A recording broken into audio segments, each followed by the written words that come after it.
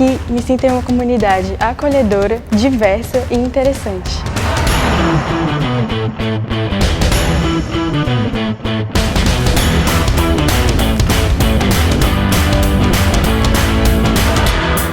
Eu gosto muito de sentar com os meus amigos, a gente conversa e compartilha as experiências que a gente teve ao redor do mundo. O que para mim faz diferença é ter professores que são totalmente acessíveis e que me ajudam a encontrar o meu caminho. O diferencial do DP não é só o que acontece dentro da sala de aula, mas as inúmeras atividades extracurriculares que enriquecem o aprendizado.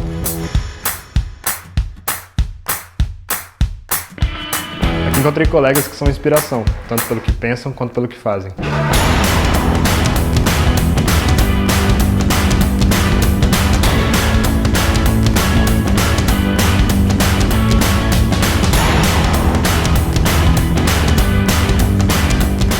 Por mais seja um ambiente acadêmico, nós realmente nos importamos com as pessoas e com as aplicações no mundo real.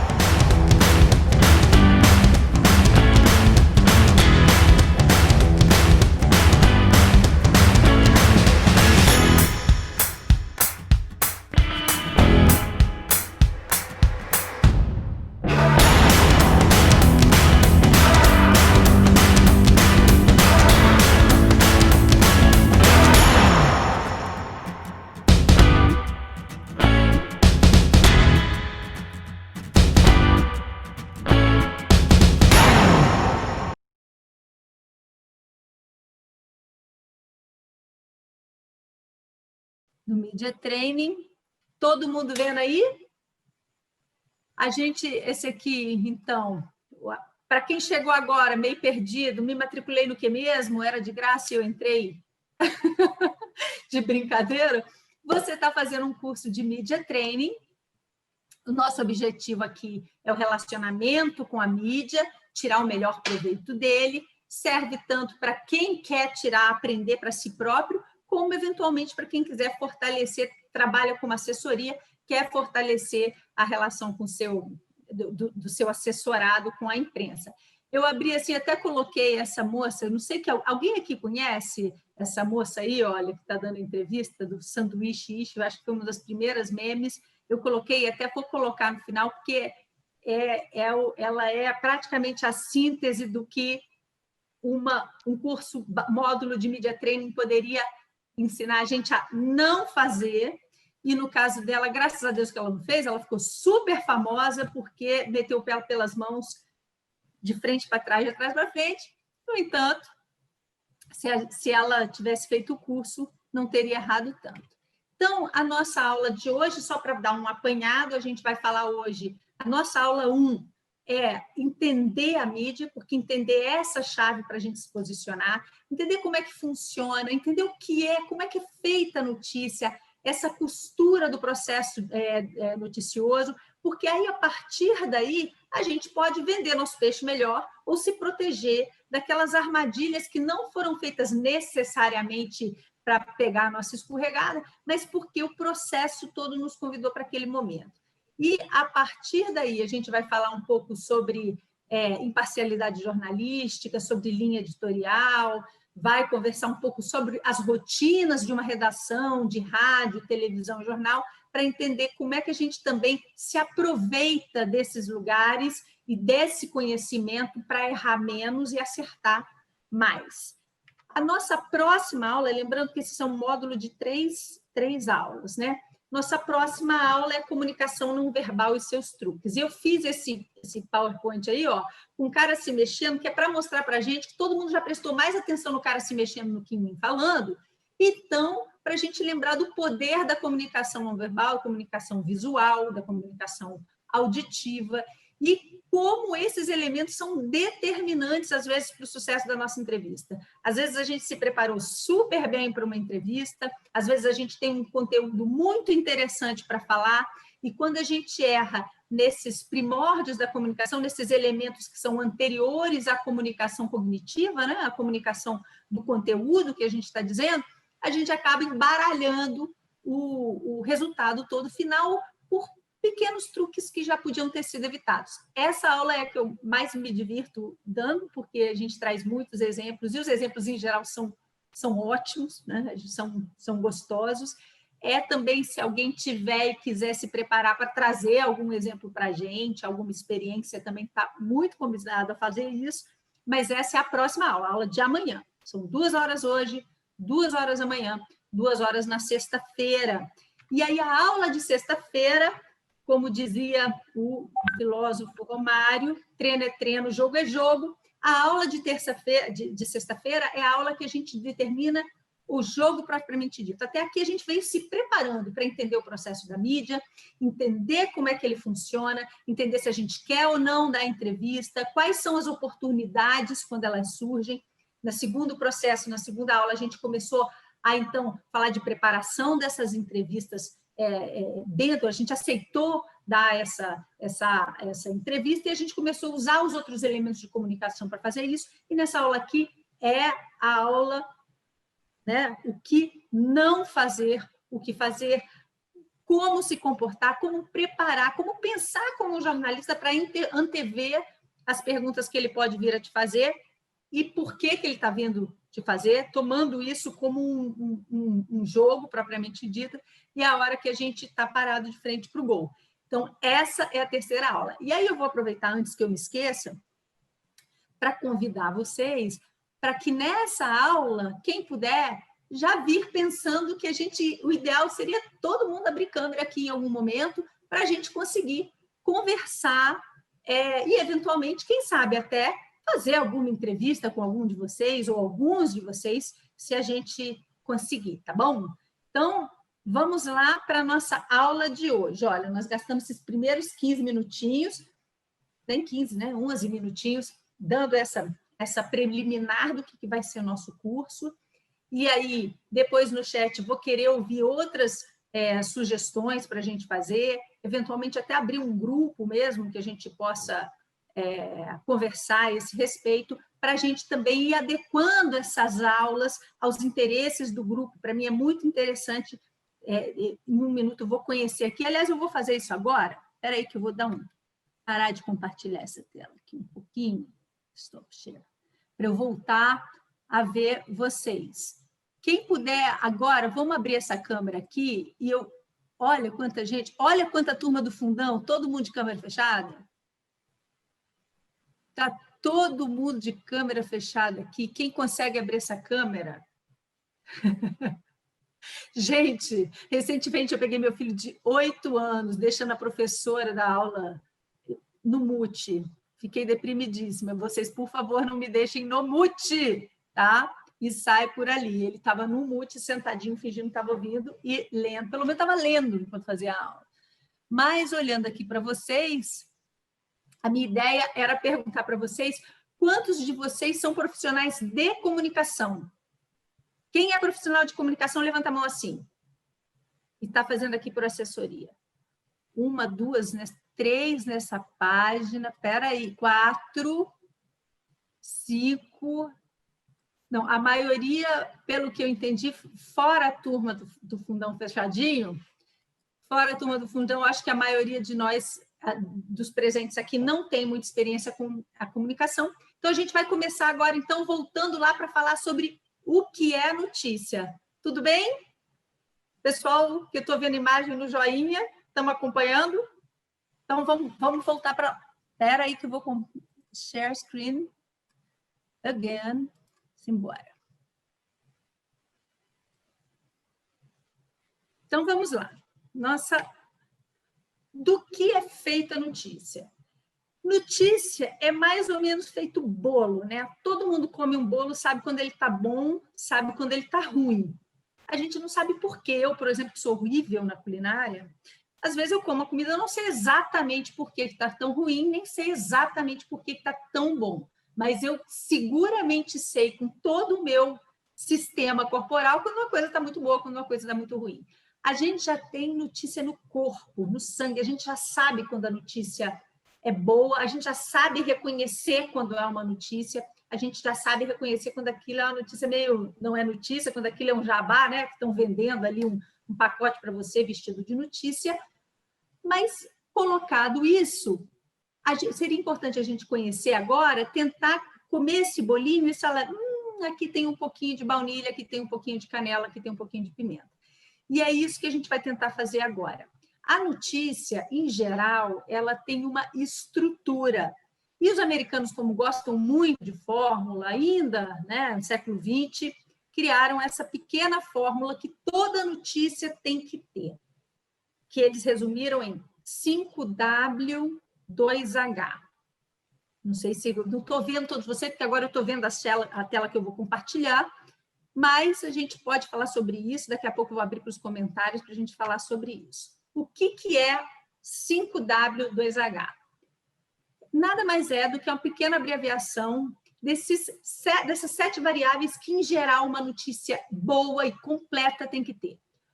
Que é, em inglês, what, where, who, why, when, e how much. Traduzindo para o português, o que, onde, quem, por quê, quando, como e quanto. Quanto, how much, quanto custou isso.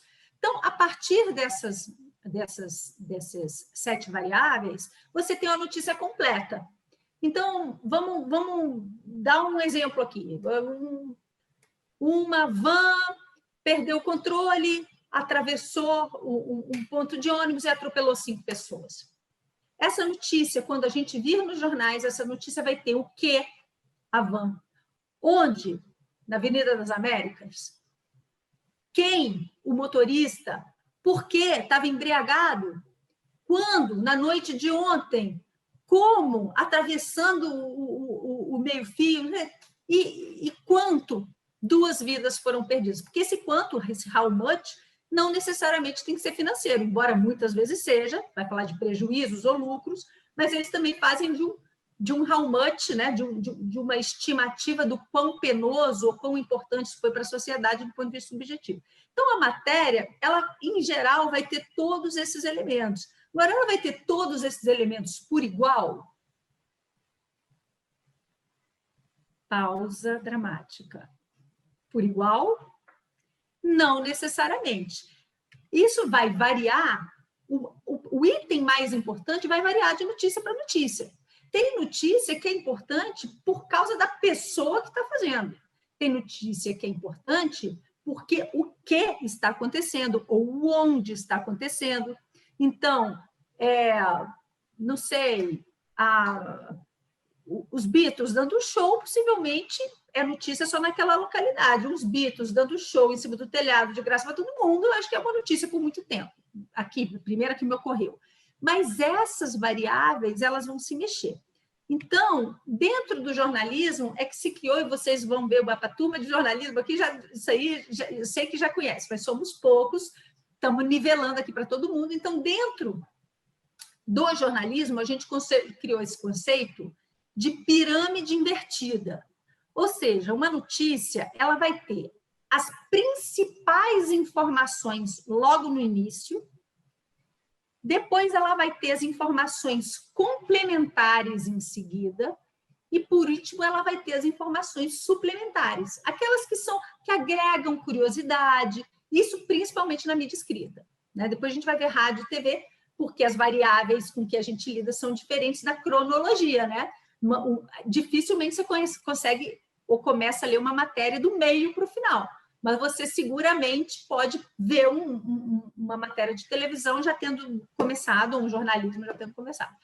Mas dentro dessa estrutura de pirâmide invertida, a gente primeiro vem, então, daqueles Ws, vem aqueles mais importantes, vem o máximo possível de informação para a notícia ficar inteira lá em cima no topo da pirâmide.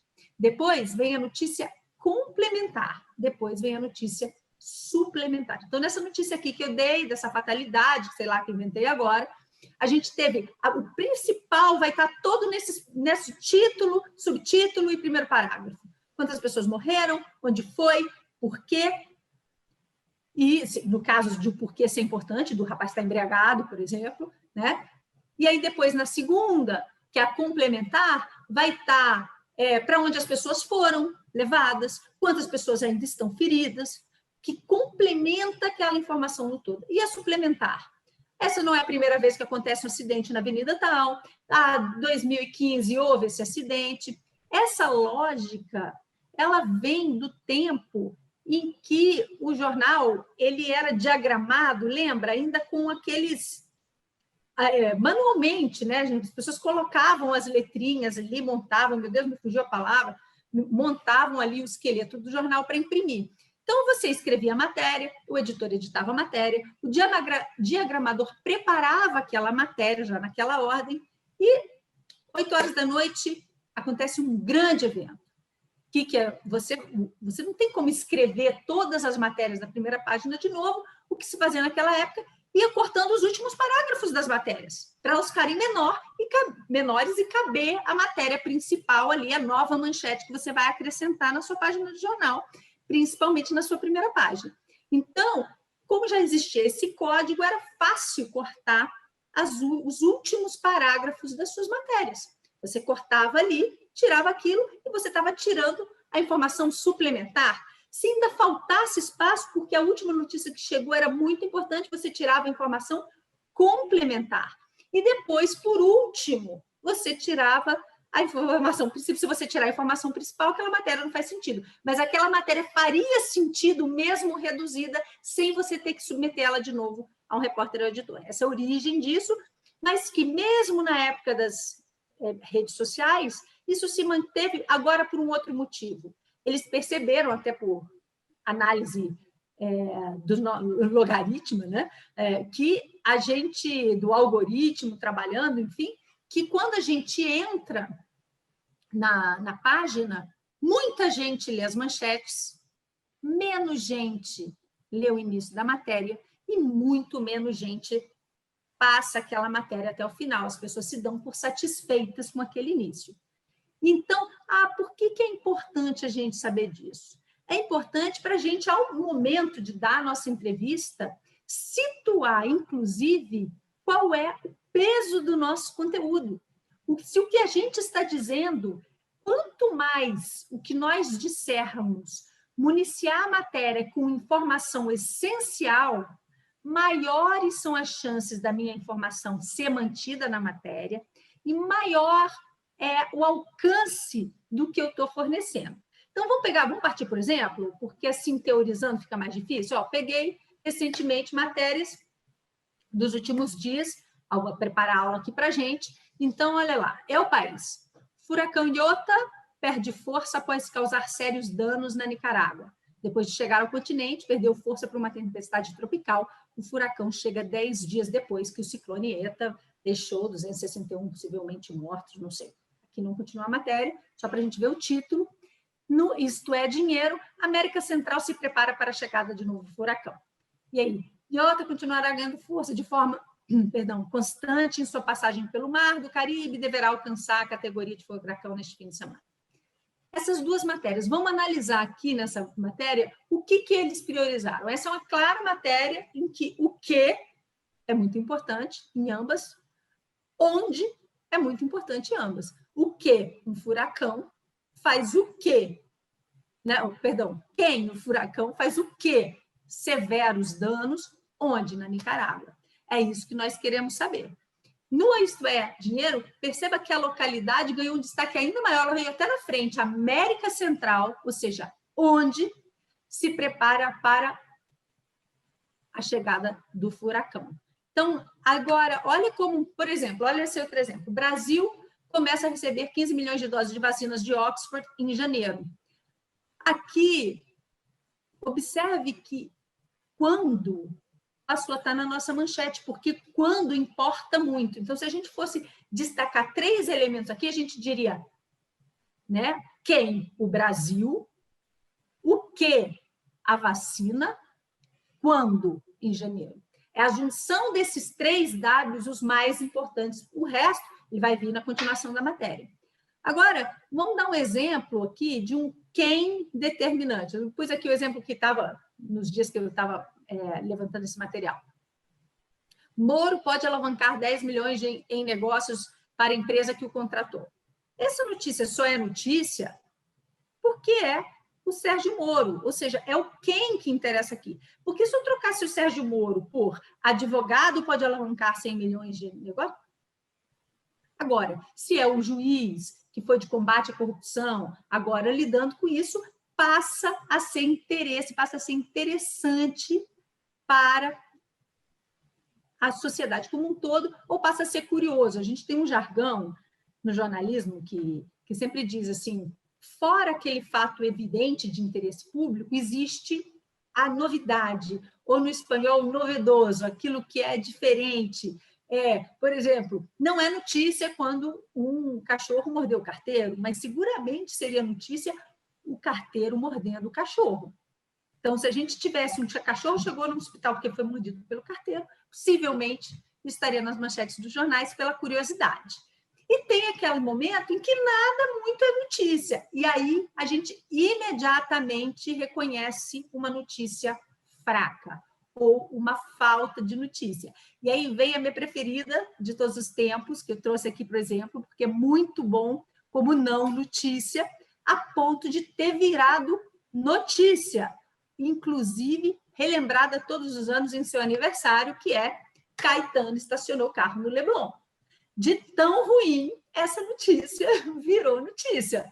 Porque, afinal, o Caetano, que mora no Leblon, estacionar o carro no Leblon é absolutamente irrelevante. E isso saiu na imprensa e gerou tamanha quantidade de meme que gerou uma reflexão do jornalismo, essa coisa do jornalismo de celebridade, a quem importa que o Caetano Veloso tenha estacionado o carro no Leblon. Então, essa é a notícia original, olha, Caetano estaciona carro no Leblon nesta quinta-feira, e aí eu pus o seguinte desafio, ajude o estagiário, porque estou deduzindo que foi estagiário, tá, gente?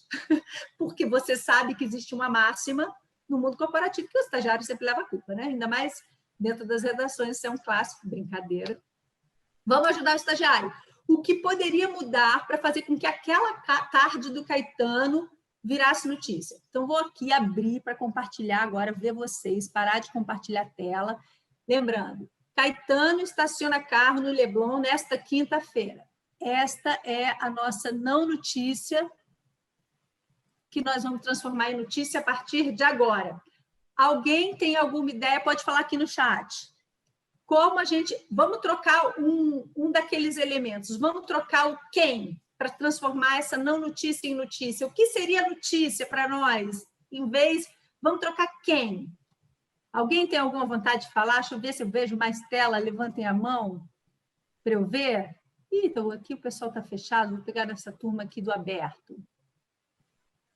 Vou dar minha própria quem, já que alguém vai fazer um comentário. Bolsonaro Arga estaciona, alguém comentou. Bolsonaro estaciona o carro no Leblon já seria um pouco mais notícia, afinal, o presidente da República, né? Quem deu essa sugestão? O Adriano. Fugitivo internacional estaciona o carro no Leblon. Excelente exemplo que deu o Adriano. Ah, não, o Cailton, perdão. Deus o livre. Procurado pela polícia, estaciona o carro no Leblon. Excelentes exemplos. Eu pensaria também, Rainha, né, Elizabeth estaciona o carro no Leblon. Seria uma coisa bem bizarra. Vamos trocar o quê? Vamos trocar o quê? Para a gente ver o que... Para a gente tentar construir a lógica da notícia nossa. Carro do Caetano é roubado. O quê? O carro do Caetano é roubado. O carro... Estaciona uma vaca. Perfeito. Estaciona o trio elétrico da Ivete Sangalo, por exemplo, me ocorreu agora. Pô, seria uma super notícia. Ele está estacionando um trio elétrico no meio do Leblon, ele está dando show de graça, não sei. Você vê que a pessoa fica confinada, já fica falando em show dos Beatles, show do Caetano. Caetano estaciona primeiro drone tripulado no Leblon. Vocês entenderam tudo, tá fácil. Fernando Machado, poxa, sensacional. Antônio Neto, eu não estou dando os créditos das pessoas que estão participando aqui da nossa conversa. Entenderam tudo? O Antônio apareceu aí, ó. Já estou te vendo, Antônio, é muito bom. Então, agora, a gente consegue entender, ao momento de construir a nossa relação com a mídia, o que exatamente é o conteúdo que a gente tem para oferecer. O que a gente tem para falar que desses 50... A nossa notícia é meio Caetano estaciona o carro no Leblon? Porque se a nossa notícia é o Caetano estaciona o carro no Leblon, a não ser que você seja muito amigo do jornalista ou tenha trombado no estagiário, a tua notícia está fraca. As suas chances de ter sua notícia tendo um destaque que você quer são menores. E aí a gente, então, vai começar a aprender a construir, a olhar para o que a gente quer dizer, seja o nosso release, né? Porque também tem isso, é uma aula à parte, mas na prática, se a gente quer se relacionar com a mídia, ou a gente quer mandar um release, ou que a gente quer falar do nosso trabalho, idealmente a gente vai ter que tentar, no nosso release, no nosso trabalho, ter uma manchete, encontrar o nosso fato curioso, o nosso fato diferente, ou o nosso serviço público, para tentar fazer vender o nosso material. Então, alguém quer abrir câmera aqui, falar alguma coisa? Alguém tem alguma pergunta até aqui? Caetano não consegue estacionar esse carro no Leblon porque não soube fazer a baliza. Eu não acho que isso é matéria, tá, Adriano? Porque é super justo alguém não poder fazer a baliza, entendeu? O que é isso? Vamos parar desse preconceito. Eu aprendi a dirigir em Juiz de Fora, eu sei fazer baliza muito bem, entendeu? Mas a pessoa que aprendeu aqui em Brasília, a pessoa só aprende a entrar com o carro assim e sair. Depois chega lá no Leblon, estou fazendo bullying com o pessoal de Brasília, não vale, ainda mais gravado, meu Deus, não pode. Bom, então, vou voltar aqui para o nosso compartilhamento. Alguém? Vou voltar aqui para o nosso compartilhamento, então, para a gente seguir na conversa, tá bom? Share screen. Simbora. Oi? O que eu fiz aqui? Então, agora a gente vai falar sobre imparcialidade jornalística e o mito do jornalista abutre. A gente fala muito em imparcialidade jornalística agora, porque a gente pensa assim, se é tão óbvio, né? Vou pôr a imprensa rodando aqui de novo, porque se é tão óbvio que um jornalista tem aqueles 5 Ws, e se em cada notícia, muitas vezes, esse dado é evidente, será, então, que a gente deveria esperar que em todos os noticiários as manchetes fossem parecidas ou iguais?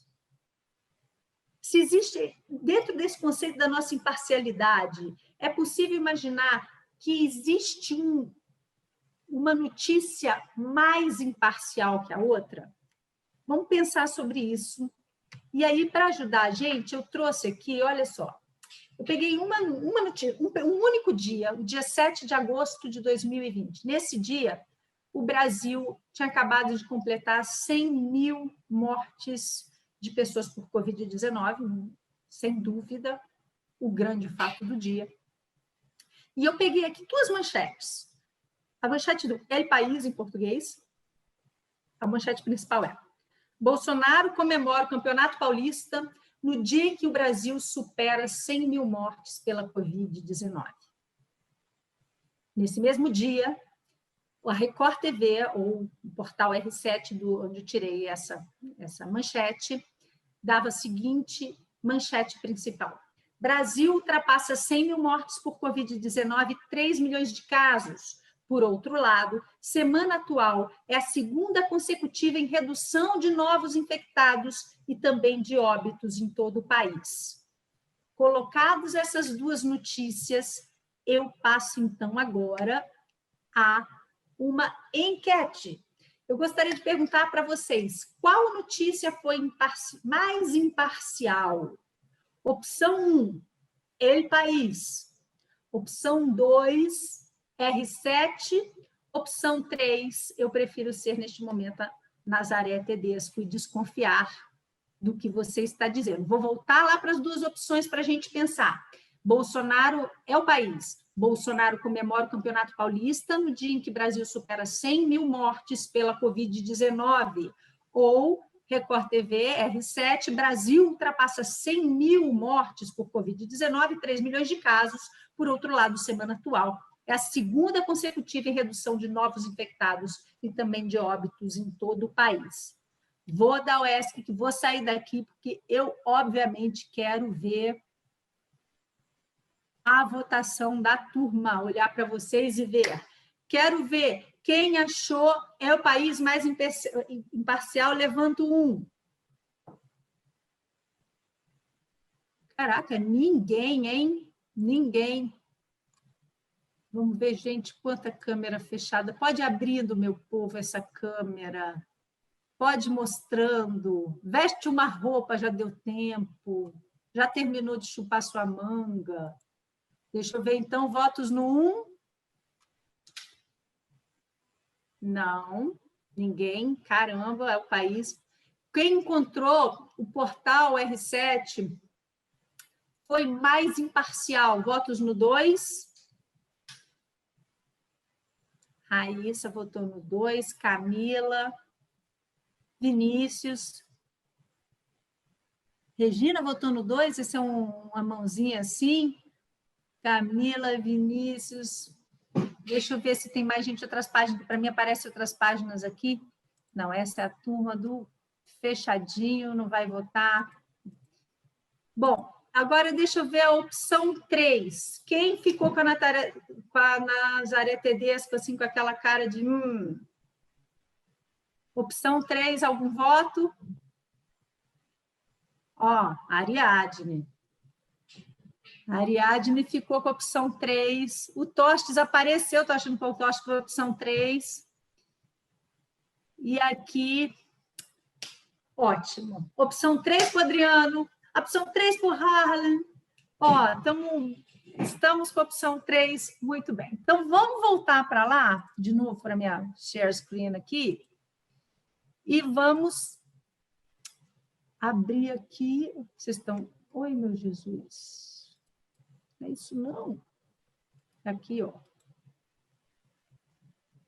Pronto. Então, vamos ver aqui a notícia mais imparcial.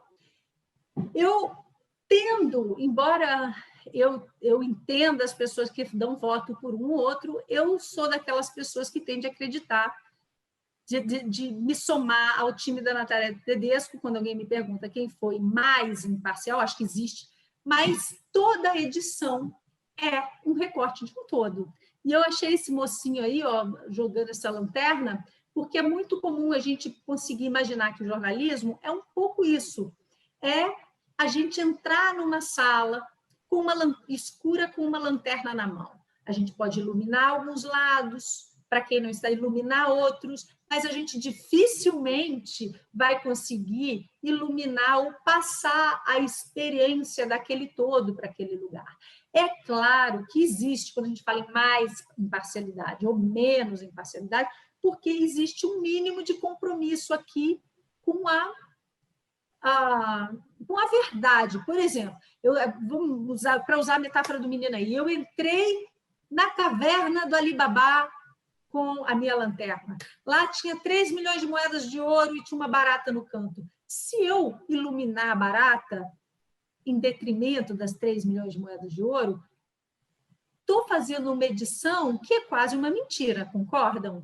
Já fica com uma cara de que não era exatamente isso. Mas, via de regra, é preciso que a gente entenda que nenhum veículo será capaz de mostrar toda a verdade do fato, porque ele é um recorte do fato. Seja um recorte de tempo, porque dentro de um espaço de uma emissora de TV ou de rádio não há tempo suficiente para reproduzir aquela verdade como um todo, e mesmo que houvesse dificilmente um relato, seria capaz de prender toda a experiência para outra pessoa, seja porque também o papel também é um lugar finito.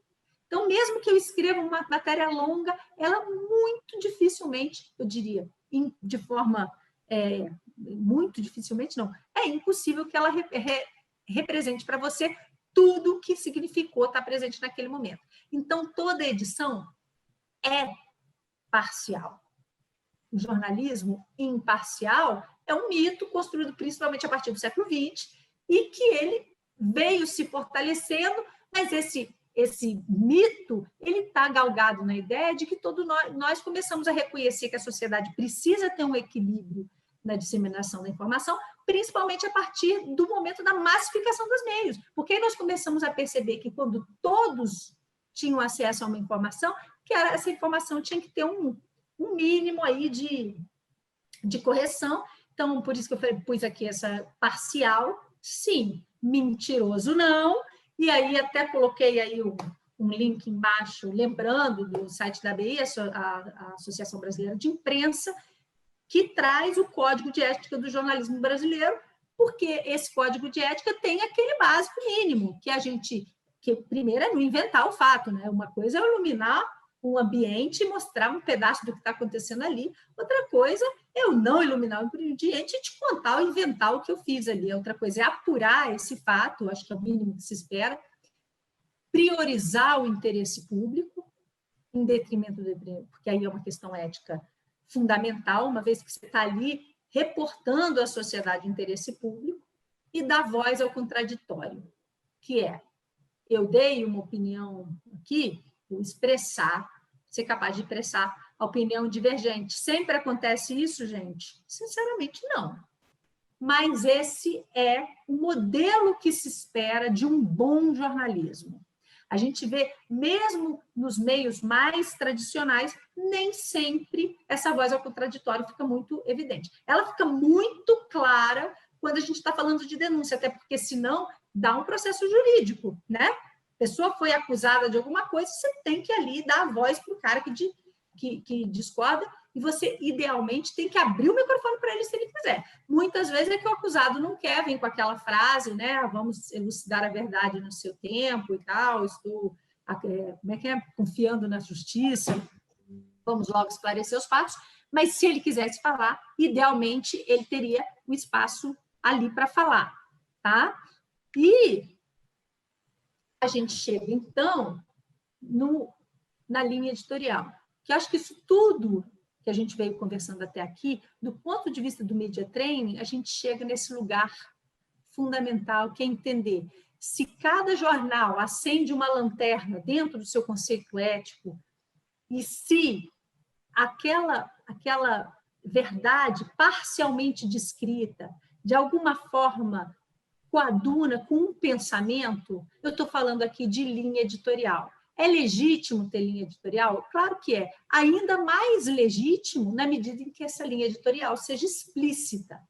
Porque aí, num ecossistema midiático saudável, nós teremos, como consumidores de notícia, o direito de escolher onde e como compartilhar ou consumir informação.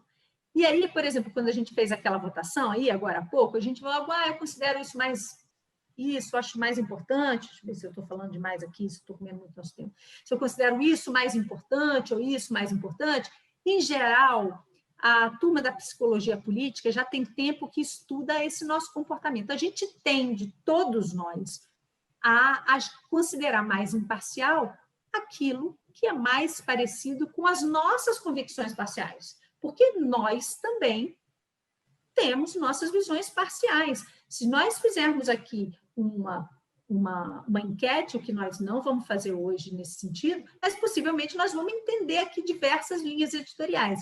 E um ecossistema saudável, uma sociedade democrática, uma democracia robusta, deveria e deve ter uma série de mídias que interagem. Sim, a mídia que é conservadora de esquerda, a mídia que é conservadora de direita, a mídia que é liberal de direita ou de esquerda, a mídia que é pública, a mídia que é privada, a mídia que é das fontes. A gente tem Chico Santana, que fez o doutorado dele falando desse conceito de mídia da fonte, quando o próprio Câmara, Senado, abrem seus próprios veículos e colocam a íntegra dessas informações ali, dizendo, olha, agora você pode até ver a verdade parcialmente editada por todos os jornais que você quiser, mas se você quiser ver a íntegra do que aconteceu no plenário, está aqui. Então, nesse ecossistema midiático, nós vamos saber nos posicionar. O Brasil, historicamente, é acompanhado no mundo porque a gente é um lugar... Embora a gente tenha, eu sou das otimistas, acho que a gente tem um ecossistema cada vez mais diverso, livre do que diz respeito à mídia, a gente tem essa vigilância. Primeiro, a gente tem uma forte concentração desses meios, a gente tem 5 ou 6 grandes grupos que dominam, pelo menos no cenário nacional, as notícias, mas a gente tem muitos outros pequenos, médios, grandes veículos que vão tornando esse cenário importante. E aí, na hora que a gente quer se relacionar com a mídia, é muito interessante a gente saber com quem a gente quer falar, com quem a gente concorda ou discorda, compartilha informação, qual é a minha linha editorial, e dentro daquele conceito do quê, como, onde, tarará, tarará, os nossos 7 variáveis, 5W2H, quais daqueles elementos são mais relevantes para quais veículos, para que eu possa vender o meu peixe de forma mais adequada. Aí, a gente vai entrar, então, num outro mito, que eu acho que é uma oportunidade excelente que a gente tem para conversar. Se tem uma coisa que a mídia, em geral, é acusada de ser, é abutre, não é? É assim, jornalista é aquele cara que está sempre chafurdando ali na dor do outro. Mas eu já ouvi isso muito, inclusive, porque foram anos como repórter. Jornalista é aquele sujeito que está todo mundo ali sofrendo, lá vem o cara pôr o microfone na tua boca. Jornalista é um cara que só quer mostrar desgraça. Não fala coisa boa, não, que não adianta, que ele só vai mostrar coisa ruim. Não é? E isto é transversal. Seja você de direita, de esquerda, de jornal impresso. Uma vez, gente, eu estava dentro do carro da emissora, eu, cinegrafista, ele estava dirigindo, a gente estava indo para o congresso, e chegou um cara e fechou a gente. E aí, cinegrafista super educado, né? Fez aquele clássico, abriu o vidro e... babaram! Entendeu? E o homem gritou de lá, vocês mataram a princesa Diana! Eu achei tão impactante ver que alguém, numa discussão de trânsito, estava acusando o outro que estava fechando de ter matado a princesa Diana, para a gente ver desse jargão da abutre. Estou contando isso aqui, fugindo ao tema, mas vamos lá. Eu até coloquei aqui, olha, um pedaço aqui do Brasil Urgente, porque esse, então, é um clássico, né? E ali, vou pôr aqui um pedaço. Vocês ouvem, gente? Me dá um sinalzinho assim, alguém que está no vídeo.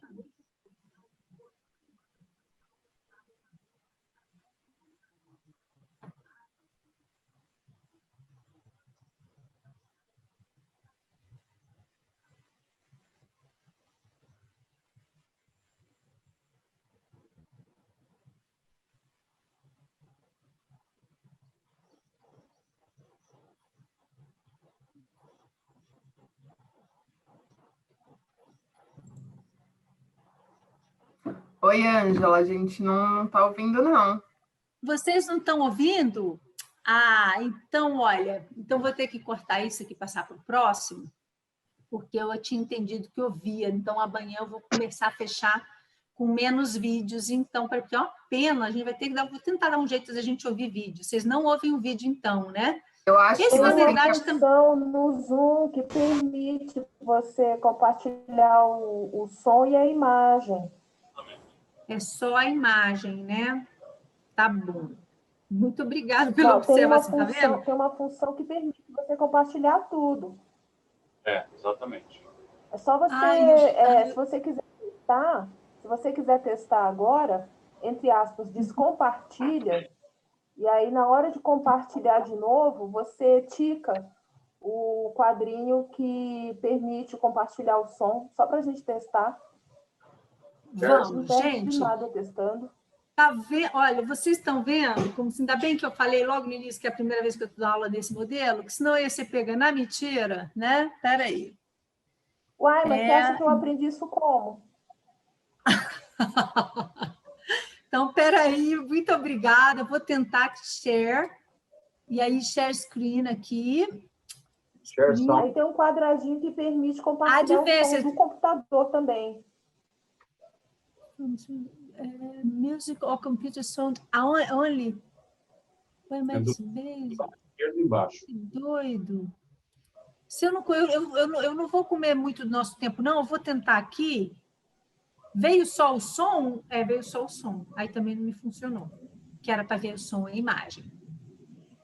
Então, não, eu vou fazer o seguinte. Esse, na verdade, era um vídeo menos importante. Eu vou passar ele adiante. Ele era mais ou menos só a gente comentando aqui o quanto que é... Ué, mas o que é isso aqui que ficou no meio? Vocês estão me vendo? Espera aí, vou dar share, stop, share aqui, que agora o negócio deu mais errado aí. Espera aí, stop. Ah, não. Acho que é o tamanho mesmo. Coloca Isso, no... pronto. Então, a gente vai aqui, vamos passar para lá para trás, a gente vai discutir aqui o que é audiência.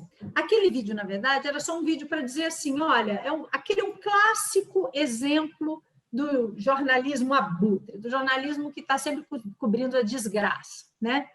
E as pessoas sempre acusam o jornalista, né?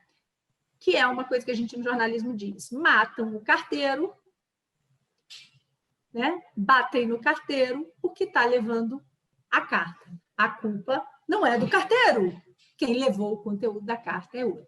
E aí, nesse caso específico, é muito interessante a gente entender o que é audiência. O que é audiência? Gente, o que a televisão e o rádio vendem? Então, vou dar o ESC aqui, fiz essa pergunta, tanã. Vou dar o stop de novo, só para ver se algum de vocês quer emitir sua opinião para mim e abrir câmera. Eu vou fazer o seguinte, eu vou continuar mantendo a câmera e quem quiser falar, eu vou ouvir o áudio de vocês. O que vocês acham? Ó, Adriano. Adriano quis falar.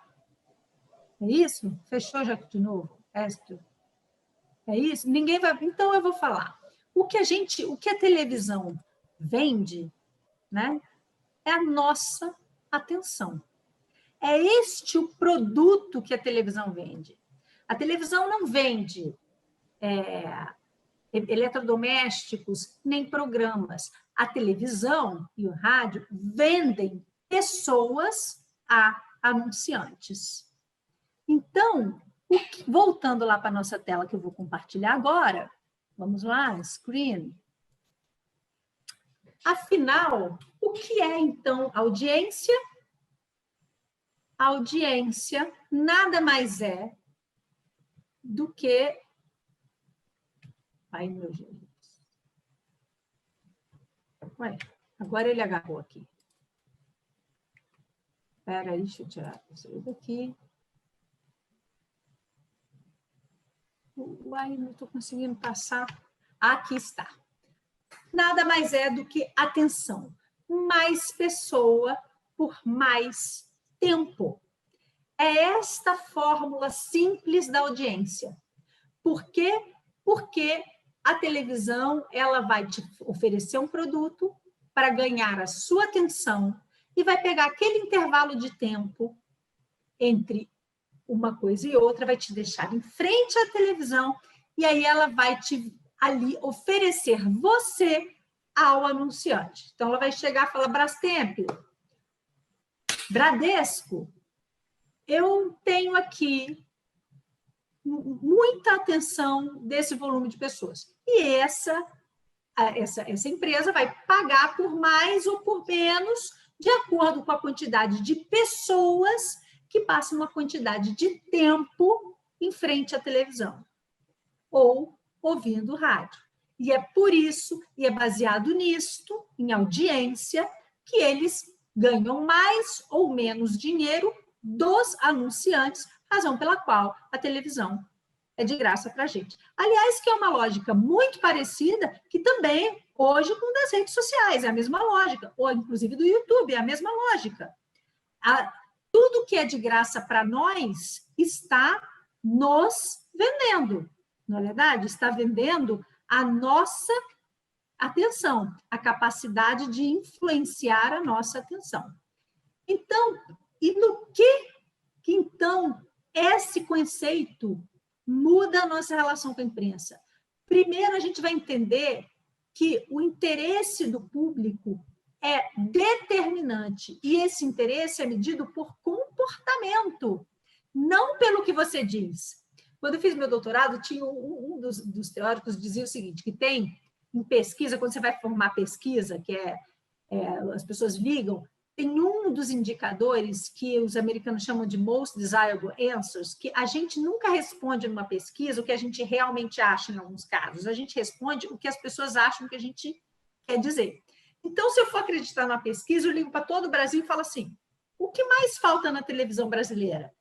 O que o povo responde? O que você gostaria de ver na televisão brasileira? Aí a pessoa responde assim, mais documentários, mais programas culturais, mais programas de alto nível e programas educativos. A televisão coloca o programa educativo, ninguém vê. Coloca o programa cultural, o cara muda de página, corre lá para o reality show. Por quê? Porque as pessoas responderam a partir do que elas acham que é o certo responder. Mas o que a emissora está medindo não é o que a pessoa disse na entrevista, é o que é o comportamento real, medido nos aparelhos ligados. Então, como ela precisa de gente, quanto mais gente vir, mais dinheiro ela vai ser capaz de ganhar. E aí, dentro desse conceito, se você tem um programa que está mostrando alguma coisa mais apelativa, possivelmente é porque aquilo é o que aquele público quer ver. E não o contrário. A segunda coisa interessante é que o perfil das audiências, portanto, se a gente chegou à conclusão de que tudo isso eu estou falando para falar com um segmento e que eu quero vender produtos para segmentos, o perfil das audiências importa no formato. Então, se eu estou falando no Rio Grande do Sul, não é a mesma coisa de estar falando para um público na Bahia.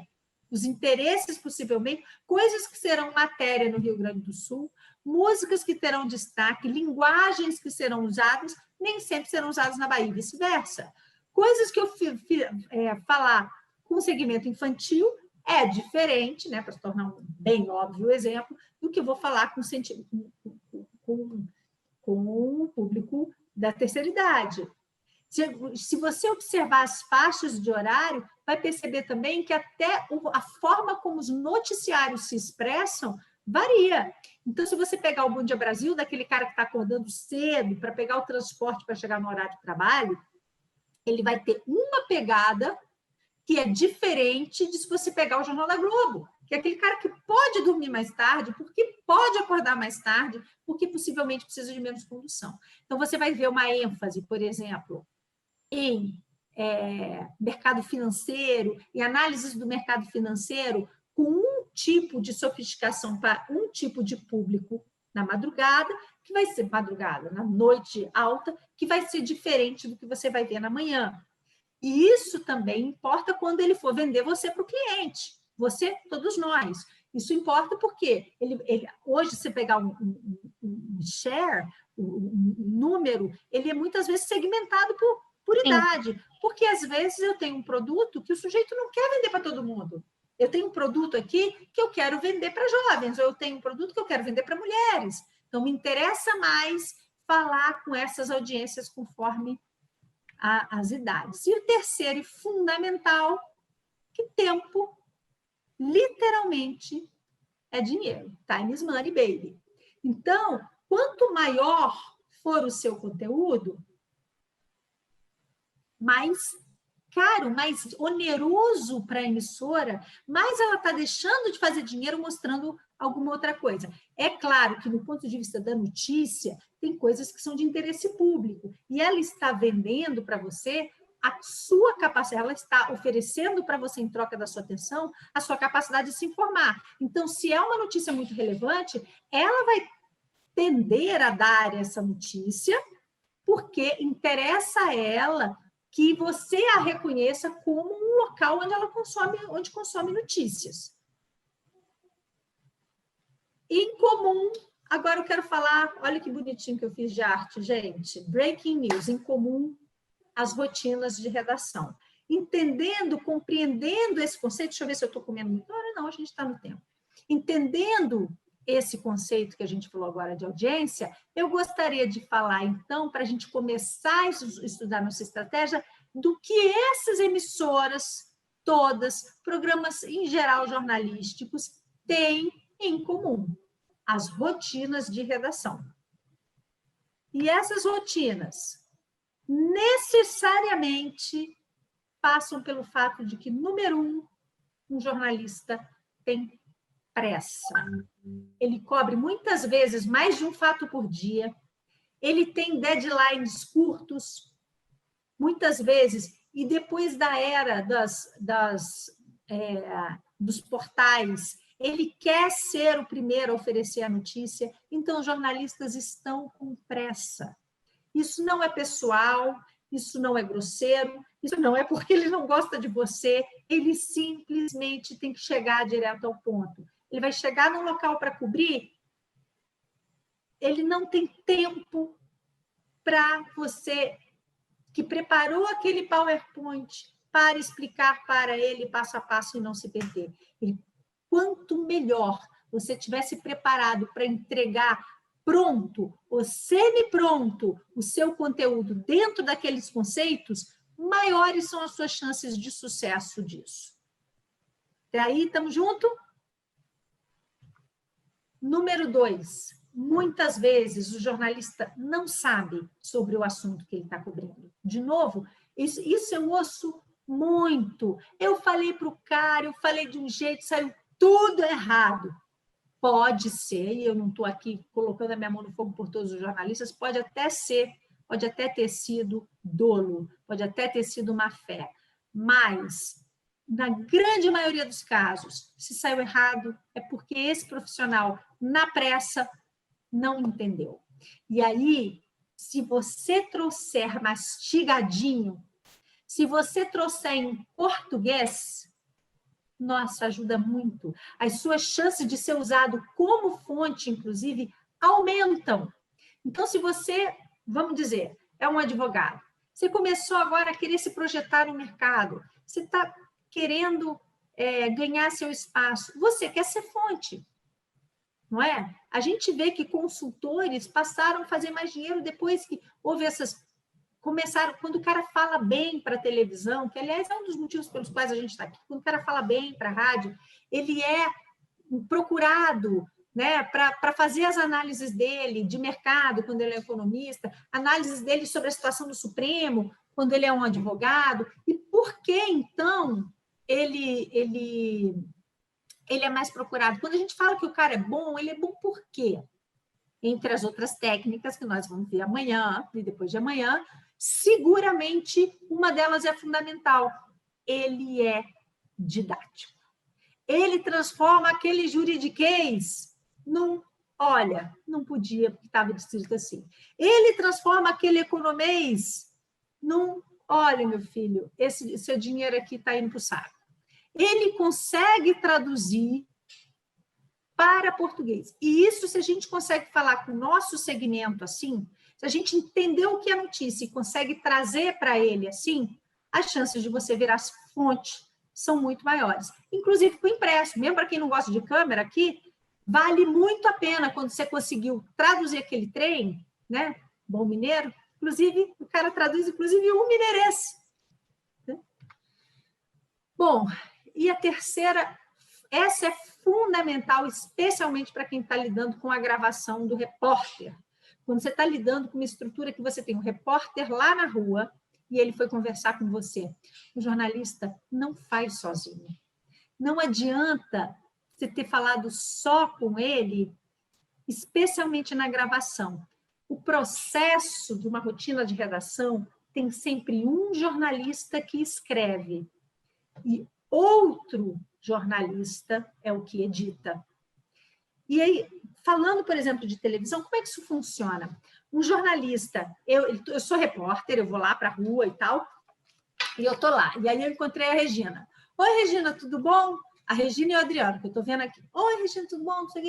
Prazer, eu sou Ângela e tal. Você que é a moça que é responsável. Como é que funciona isso aqui? Tá. Como é que... Tá. Ah, vamos gravar? Vamos. Peguei meu microfone aqui, cinegrafista, que é um outro elemento. Se eu não tenho imagens, no caso da televisão, que a gente pode falar sobre isso também, amanhã ou depois, especialmente para os assessores, a importância de você criar uma imagem relativa que ilustre aquele conceito, que a gente vai falar sobre a relevância da imagem. Mas aí, então, eu estou aqui, eu fui falar, então agora eu vou falar com o Adriano. Aí o Adriano vai me dar a seguinte entrevista. Eu falo assim, bom, Adriano, então, o que vai acontecer a partir da manhã, a partir do seu projeto de lei que foi aprovado, o que muda? Aí o Adriano começa assim, eu queria, antes de tudo, saudar o meu público, o meu eleitor, dizer que eu só estou aqui por causa dele e agradecer ao presidente da Câmara dos Deputados que me possibilitou a chance de incluir essa matéria na pauta. Eu pergunto para vocês, toda essa fala dele, essa linguiçona que ele meteu no início, vai no meu jornal? Quem quer? Não, não vai. Aquilo está no meio da matéria, eu estou gravando uma coisa. Esse pedaço vai ser jogado fora. Só que na hora que eu passar o meu material, cheguei na redação, falei, toma aqui, editor, e corri para fazer outra coisa, o editor bateu comigo o texto, falou, ó, fechamos assim. Ele fala assim, o que você quer usar aqui na sonora? Eu vou falar, mas a parte que ele fala assim, assado. Só que o editor está entrando na ilha e ele está procurando para frente e para trás onde o Adriano falou o que eu quero que ele fale. Muitas e muitas vezes o que acontece é que esse processo está acontecendo quando a matéria foi muito quente, enquanto o jornal já está no ar. Mais de uma vez, o jornal já começou e a matéria do terceiro bloco ainda está dentro da ilha sendo montada. Esse cara não tem tempo para te ouvir. Então, o que ele vai fazer? Ele vai começar você, assim que você falou alguma coisa minimamente coerente, ele vai dar um cut ali, pá, e vai jogar lá, porque precisa que aquele negócio esteja pronto. Quando ele fizer isso, você não só você jogou todo o seu nariz de cera fora, como você acabou de perder a sua grande chance de ter sua frase legal. Aí o cara que está em casa falou assim, pô, falei tão legal, e o cara, olha só, olha, estão me sacaneando, falei bonito, e olha o que eles escolheram para pôr no ar. Esse trem porco aí que eu falei. Mas aquele trem porco, aquele momento que não foi o seu momento que você luziu, ele foi mais fácil de encontrar porque você possivelmente foi prolixo e se perdeu.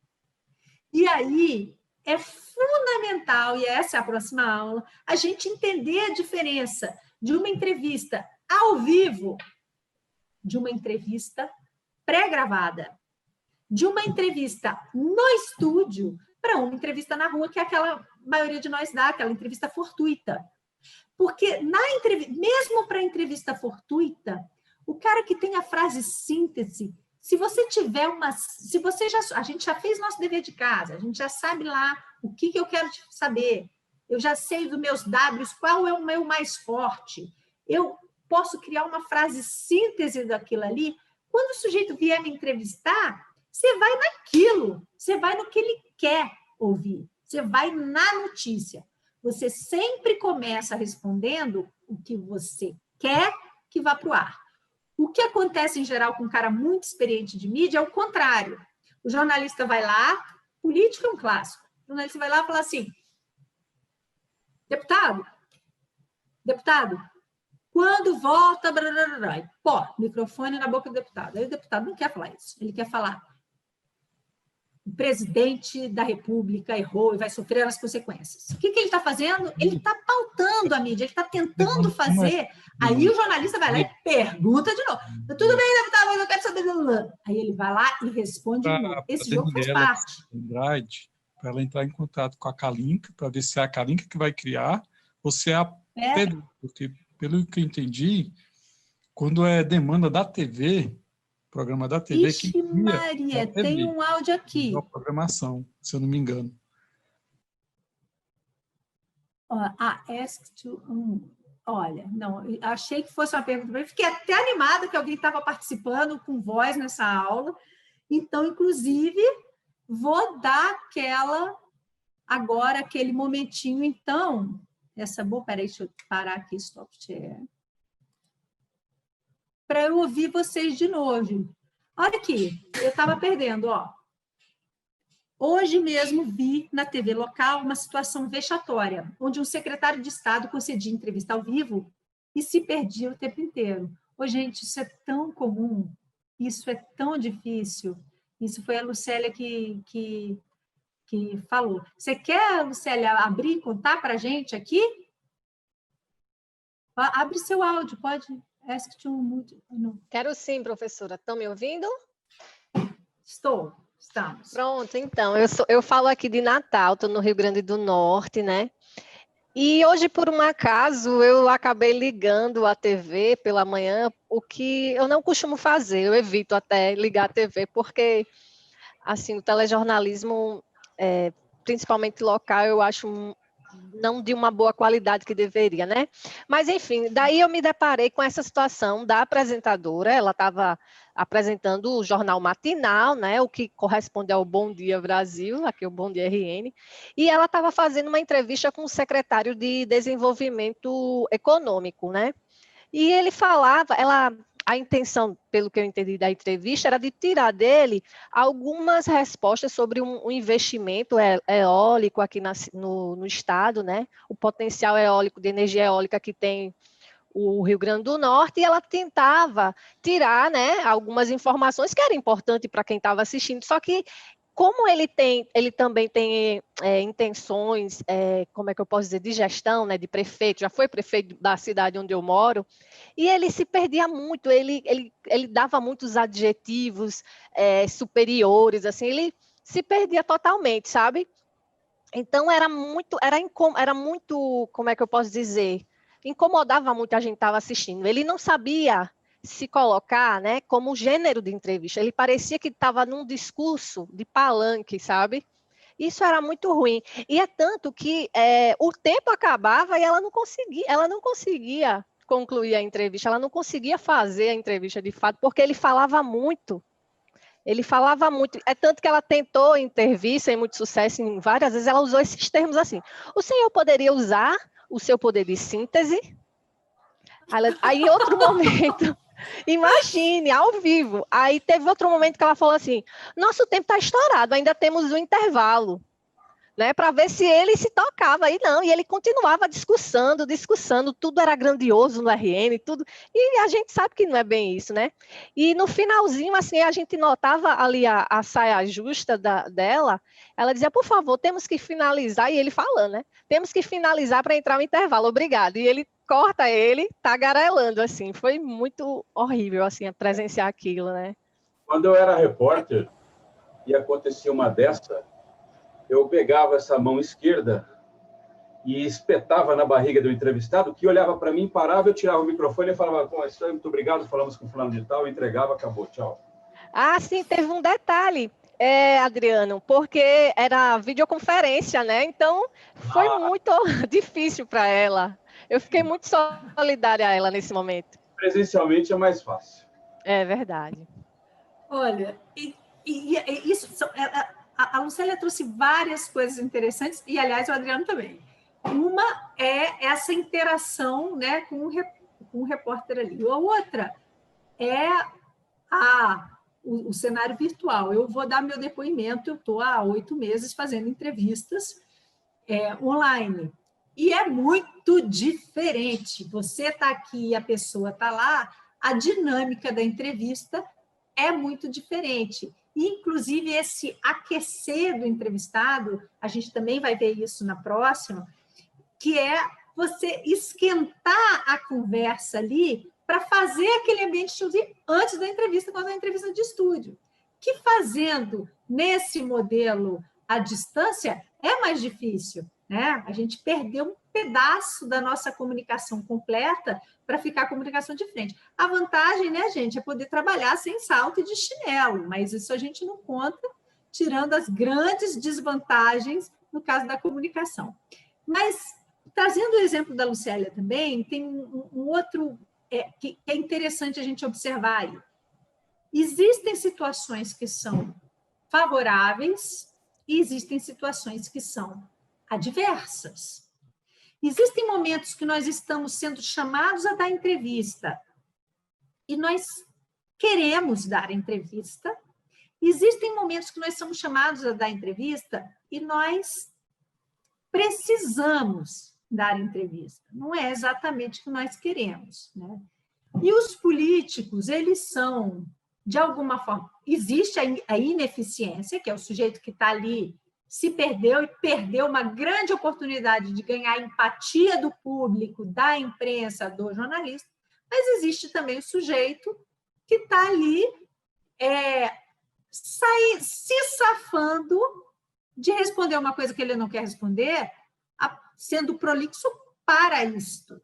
Isso também isso também é um instrumento válido, vamos dizer. Nessa guerra de gato e rato, isto também é um instrumento válido. É a hora que ele fala mais alto, é a hora que ele fala, você está me interrompendo, é a hora que é super prolixo. E aí isso é um outro treinamento que é para o repórter, que é como você interrompe e ganha de novo controle da situação da sua entrevista. Nem sempre é possível, né? Porque ele foi sábio. O Brizola era um político conhecido por só responder o que ele queria. Você tentava você colocava o microfone e ele falava absoluto, não importava o que você perguntava, ele respondia o que ele queria. Se estivesse ao vivo, então, você acabou de dar ao vivo tempo para o Brizola. Eu tive a oportunidade também de participar assim, de coletiva com o Arraes, Miguel Arraes de Pernambuco. E o Arraes, ele tinha uma característica que é, quando ele não queria responder, não dava para entender o que ele dizia, gente. Alguém aqui é de Pernambuco, para me desmentir? Ele fala... Danilo Aguiar! Ele falava emboladíssimo. E você, como repórter, você ficava... Hã? Eu sou de Pernambuco, é verdade. Ele ia baixando o volume da voz e falava assim. Até ninguém não é... falava. Não estou te vendo. Cadê você falando? É Isabelle. Peraí, só um minuto. Oi. Deixa eu ver, Isabelle. Gente, vocês estão vendo a Isabelle? Sim. Sim. Sim. Vocês estão? Sim. Isabelle. Fala aí, Isabelle. E aí, te achei, Isabelle, te vi, te achei. Então, ele falava, isso eu não entendi, eu pelo menos não entendia, o que inviabilizava a minha próxima pergunta. Entendeu? Eu não entendi o que ele falou, você ficava naquela... Como? Você pergunta um como, você pergunta um outro como, mas o terceiro como você não pergunta, mas isso era uma técnica, porque ele possivelmente estava falando estava sendo espremido, que é diferente da maioria de nós, réis mortais, que dificilmente estaremos de frente para a mídia, pode até acontecer, mas a gente, em geral, está no relacionamento com a mídia porque quer. Nesse jogo de gato e rato, nós estamos buscando a mídia para falar de uma coisa que nos interessa, tentando sinalizar que nós somos notícias. Eu vi que a Adri está de microfone aberto, é isso, Adri? Você quer falar alguma coisa? Não, eu ia comentar exatamente isso, que nesse caso parecia muito uma estratégia, esse discurso de palanque aí era meio que para não responder, né? E depois, na hora que a Lucélia comentou que a entrevista ainda era ao vivo e à distância, eu achei... inclusive ousado por parte da emissora correr esse risco, abordar um tema controverso aí para o município, não ao vivo, sem a possibilidade de retomar esse assunto aí. O político o gestor foi preparado aí para correr mesmo. E eu vou aproveitar agora também, eu completamente concordo. Vi aqui que tem um monte de gente que só se manifestou por escrito. A Marília Serra, por isso é que eu não gosto da entrevista, e é por isso que você está fazendo esse curso, se Deus quiser, vai gostar. Depois, a Beatriz diz que sotaque lindo, possivelmente falando do sotaque da Lucélia, queria que fosse o meu, mas o meu é essa coisa meio híbrida, eu concordo que eu acho a coisa mais linda esse sotaque do Nordeste também. A Regina Luna, que isso, Lucélia? Os jornais locais são os mais divertidos, cultura local na veia. TV Cabugia é muito boa, disse o Adriano. Eu adoro os Bom Dia DF da vida. Acorda às 6 e começa a assistir, diz a Regina. Só porque quer, né? Não porque precisa. O Adriano diz, Bom Dia São Paulo é uma obra-prima com Rodrigo Chatonildo Bocardi, gosto dele. Ô, gente, isso é suco concentrado de Brasil, adoro. E como trabalhar o poder de síntese, então? Porque a gente que é prolixa mesmo, tem gente que é prolixa, sempre acho que respondo mais rápido do que deveria, e o Maluf é um exemplo disso, do que possivelmente eu estava falando de só responder o que quer, né? E peixe ensaboado, que é uma outra metáfora daquela pessoa sair. O que a gente está, nesse momento aqui, fazendo um curso sem juízo de valor. O que nós queremos é analisar para, numa situação parecida, a gente saber tirar o melhor proveito. No jogo de gato e rato, na hora que a gente é o rato, a gente saber escapar. Na hora que a gente é o gato, a gente saber prender. Né? Em bom português é disso. E aqui a Ariadne diz, numa entrevista o porta-voz precisa estar preparado para atender os questionamentos. Além disso, expor valores éticos de gestão, entrega ou não entrega, e garantindo sempre a empatia do público. Mas reforço aqui, é necessário preparo, com toda razão. Pernambuco aqui, disse a Isabel, foi aí que ela se manifestou. A Marília fala, você sabe que eu sou dos bastidores, curto muito produção, mas há momentos em que precisamos tomar a palavra e passar o recado. Espero aprender muito com você, eu espero conseguir também. E Adriano, isso foi há muito tempo atrás, a Cabugia não anda bem de gestão, infelizmente. Vocês já estão conversando no chat, gente. Vamos voltar para a aula. Espera aí, deixa eu pôr lá meu share screen aqui. Tá? Share screen, panã. Vamos lá.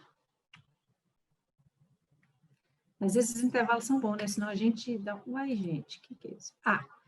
Em síntese. Então, agora nós vamos dar aquela recapitulada do que nós vimos.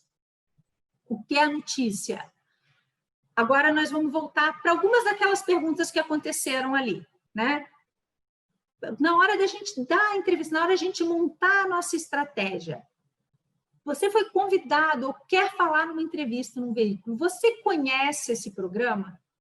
Qual é o perfil desse público, dessa audiência, desse impresso, desse noticiário? Conhece a linha editorial? Essa linha editorial te favorece? E uma outra pergunta fundamental, quanto espaço você vai ter nesse programa? Então, assim, você está fazendo uma grande matéria, não sei, pensei aqui no exemplo, mas não sei se é politicamente adequado, mas você tem uma linha editorial super definida, você tem um segmento muito definido, você, não sei, quer fazer uma matéria, ou você é o representante do satanismo no Brasil. Será que a TV Record te ofereceu uma entrevista é o lugar onde você quer falar? Talvez seja. Talvez te interesse a polêmica, talvez te interesse, inclusive, o viralizar. Mas você está indo para o embate, você não está indo para uma conversa de amigo. Então, conhecer o perfil do veículo ou do programa, tem nos Estados Unidos, na Europa, é mais comum, às vezes tem um programa chamado Hard Talk, não sei se vocês já tiveram a oportunidade de ver, um programa em inglês, o sujeito até paga para você participar do programa. Você não, né? Porque nós, réis mortais, não. Mas isso é uma prática relativamente comum, ele premia, vamos dizer, o cara não fala só porque quer, ele te convida e ele te paga para você participar do programa. Mas você vai para ali, o nome já diz, Hard Talk, conversa dura. Os embates são muito duros. Ou seja, você está indo para um programa de conversa, de embate duro, o teu preparo Você está indo falar no Amaury Júnior? Sem nenhum demérito do Amaury Júnior, não sei nem se ainda está no ar, mas você está indo falar num programa, revista social de comportamento, o seu embate, vocês concordam? É outra, né? É outro preparo da sua entrevista. Qual é o perfil desse público?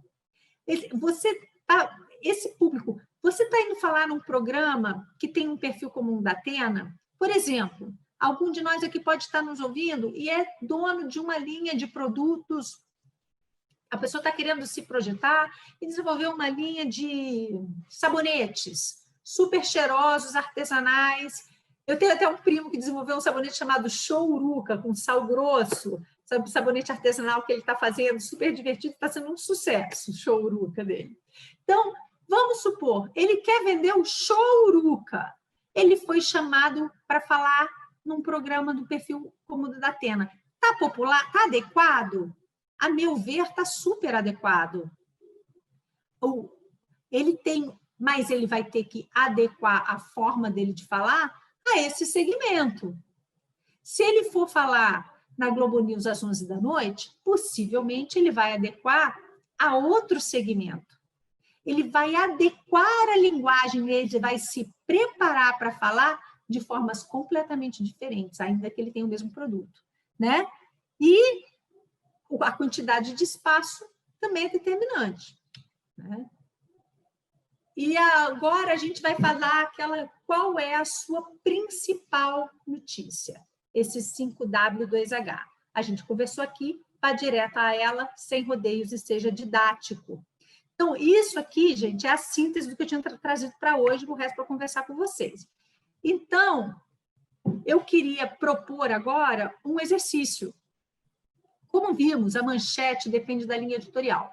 Portanto, em tema sensível, é preciso saber aquilo que a gente falou, se você conversa com a linha, quem é o jornalista, a visão política, como ele entrevista, onde é a entrevista, no estúdio, na rua, quais são os concorrentes, qual é o alcance dessa entrevista, as opiniões que essa pessoa já deu em redes sociais, se é que ela deu, e o seu tempo da entrevista. Eu queria que cada um, agora, pensasse, porque cada um de nós está aqui, imagino, não só para aprender como um todo, mas talvez com um estudo de caso propriamente dito. E aí eu queria que cada um pensasse num produto para vender nesse momento, que é você mesmo. Sobre o que você falaria bem. Para quem você falaria isso? Vamos tentar todos nós nos projetarmos para quem, afinal, nas redes sociais isso está acontecendo todo o tempo, não é verdade? E em que momento você acha que essa coisa seria adequada? Alguém quer pensar um produto? Tem alguém aqui, deixa eu aproveitar e perguntar, que é profissional liberal, que tem interesse em falar? Por exemplo, tem alguém aqui que é advogado? Estou me perguntando, porque acho que advogados, por exemplo, vira e mexe, eles trazem causas específicas, né? Muito impactantes, né? Então, por exemplo, vou dar um exemplo. Você está lá, um belo dia você é advogado, você não dá notícia nenhuma, mas teu cliente acabou de atropelar uma pessoa, ou de uma hora para outra você vai sair, você vai ser obrigado a dar entrevista. Então, eu vou pegar agora um exemplo, vou pegar aqui um exemplo de um caso real. A gente viu recentemente uma catástrofe acontecer em Pernambuco. Uma empregada doméstica foi para o trabalho em plena pandemia, levou o filho, porque o filho estava em teletrabalho, todos eu acho que conhecem esse caso. A criança, a patroa pediu para ela andar com os cachorros, a patroa estava fazendo a unha, a criança se apavorou, quis ir atrás da mãe, a patroa liberou essa criança, inclusive apertou lá o botão para essa criança ir embora. Essa criança, por alguma razão que infelizmente nós não sabemos qual é, essa criança foi parar em outro andar, essa criança caiu no andar e morreu. Agora você é o advogado da Sari Corte Real, da mulher que deixou ele. Hã? Porque o outro é relativamente... Agora você é o advogado dela. Muito baixo, né? Você tem que botar o fone, não vai ouvir, não.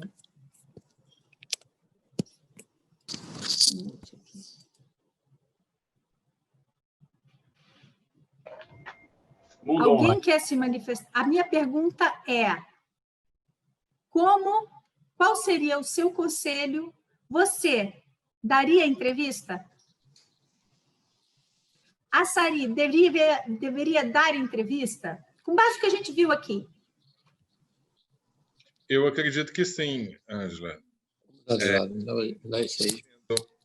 O mais transparente possível.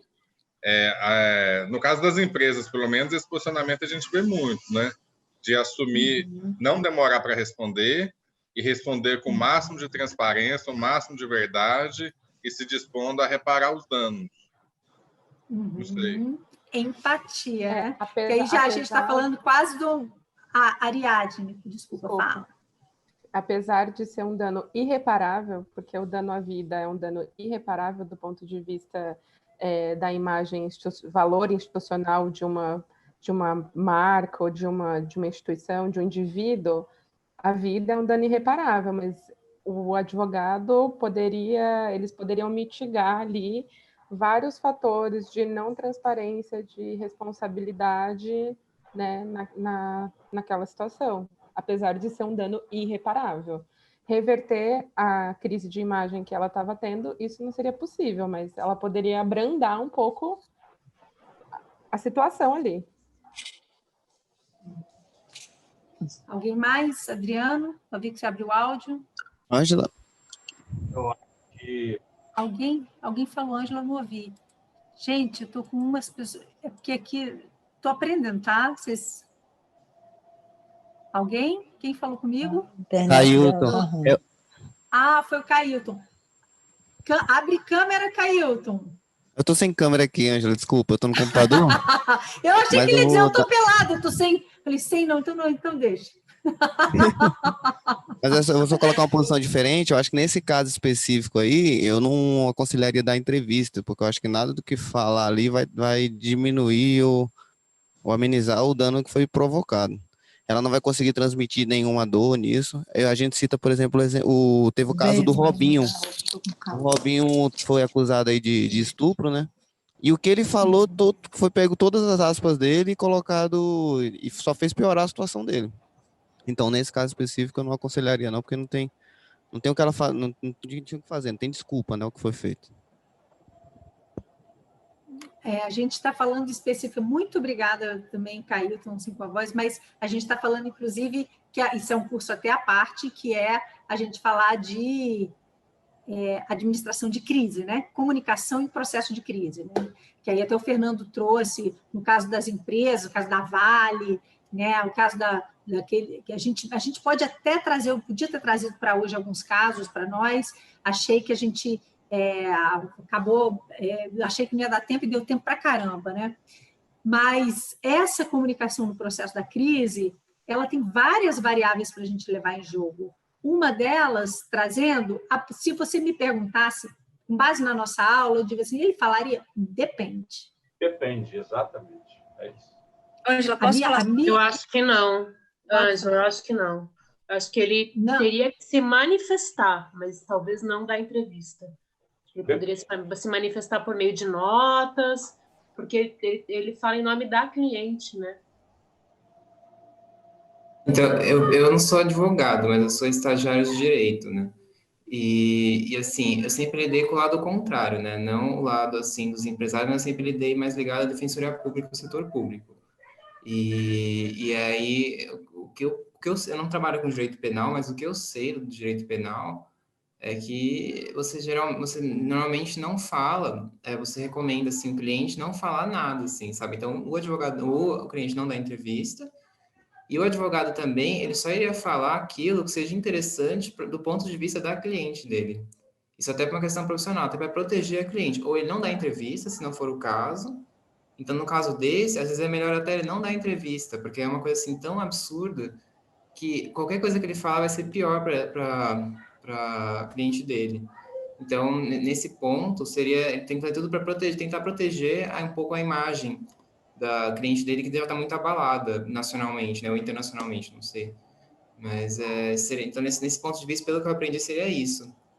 Seria uma forma dele tentar não se expor e tentar expor as coisas que ele precisa no processo em si, mas não para a mídia em geral, porque isso pode ser usado contra ela também. E eu já vou dar uma coisa. Eu quero dar a palavra para a Ariadne também. Eu queria falar uma coisa que o Vinícius falou que eu acho interessante, que é fundamental, que é o preparo dessa entrevista. Independente desse rapaz falar ou não, ele seguramente vai ter que estar preparado para ter as respostas, ainda que curtas. Porque quando você rechaçar quando você rechaçar aquela resposta, isto já é notícia, né? Se eu tiver com a câmera aqui, o cara abriu a câmera na tua frente, você passou e eu fiz. Isto é notícia, né? Imagina os rock and roll da vida, quando eu, sei lá, né, Ozzy Osbourne, quando eu dei umas pancadas na câmera, virou notícia. Até então não era notícia alguma. Então, ele seguramente, voltando para aquela nossa síntese, e eu não esqueci não, viu, Raíssa, nem Ariadne, que vocês estão com a palavra, mas quando acontece um episódio desse, é super importante ele ter a capacidade de síntese. No meu caso, se eu fosse ele evitar falar, ele evitar o espaço público, porque o que quer que ele fale também vai ser muito delicado, e aí a chance da gente errar na crise aí eu dobro. Eu trouxe esse exemplo bem para provocar todo mundo a pensar mesmo, porque, se Deus quiser, os nossos exemplos vão ser menos complicados, e ele, nessa frase de síntese, ele fala o mínimo possível e falar com empatia. A gente vai falar isso com mais detalhe. Deixa eu ouvir a Raíssa, depois a Ariadne. Fala, Raíssa, abre aí seu microfone.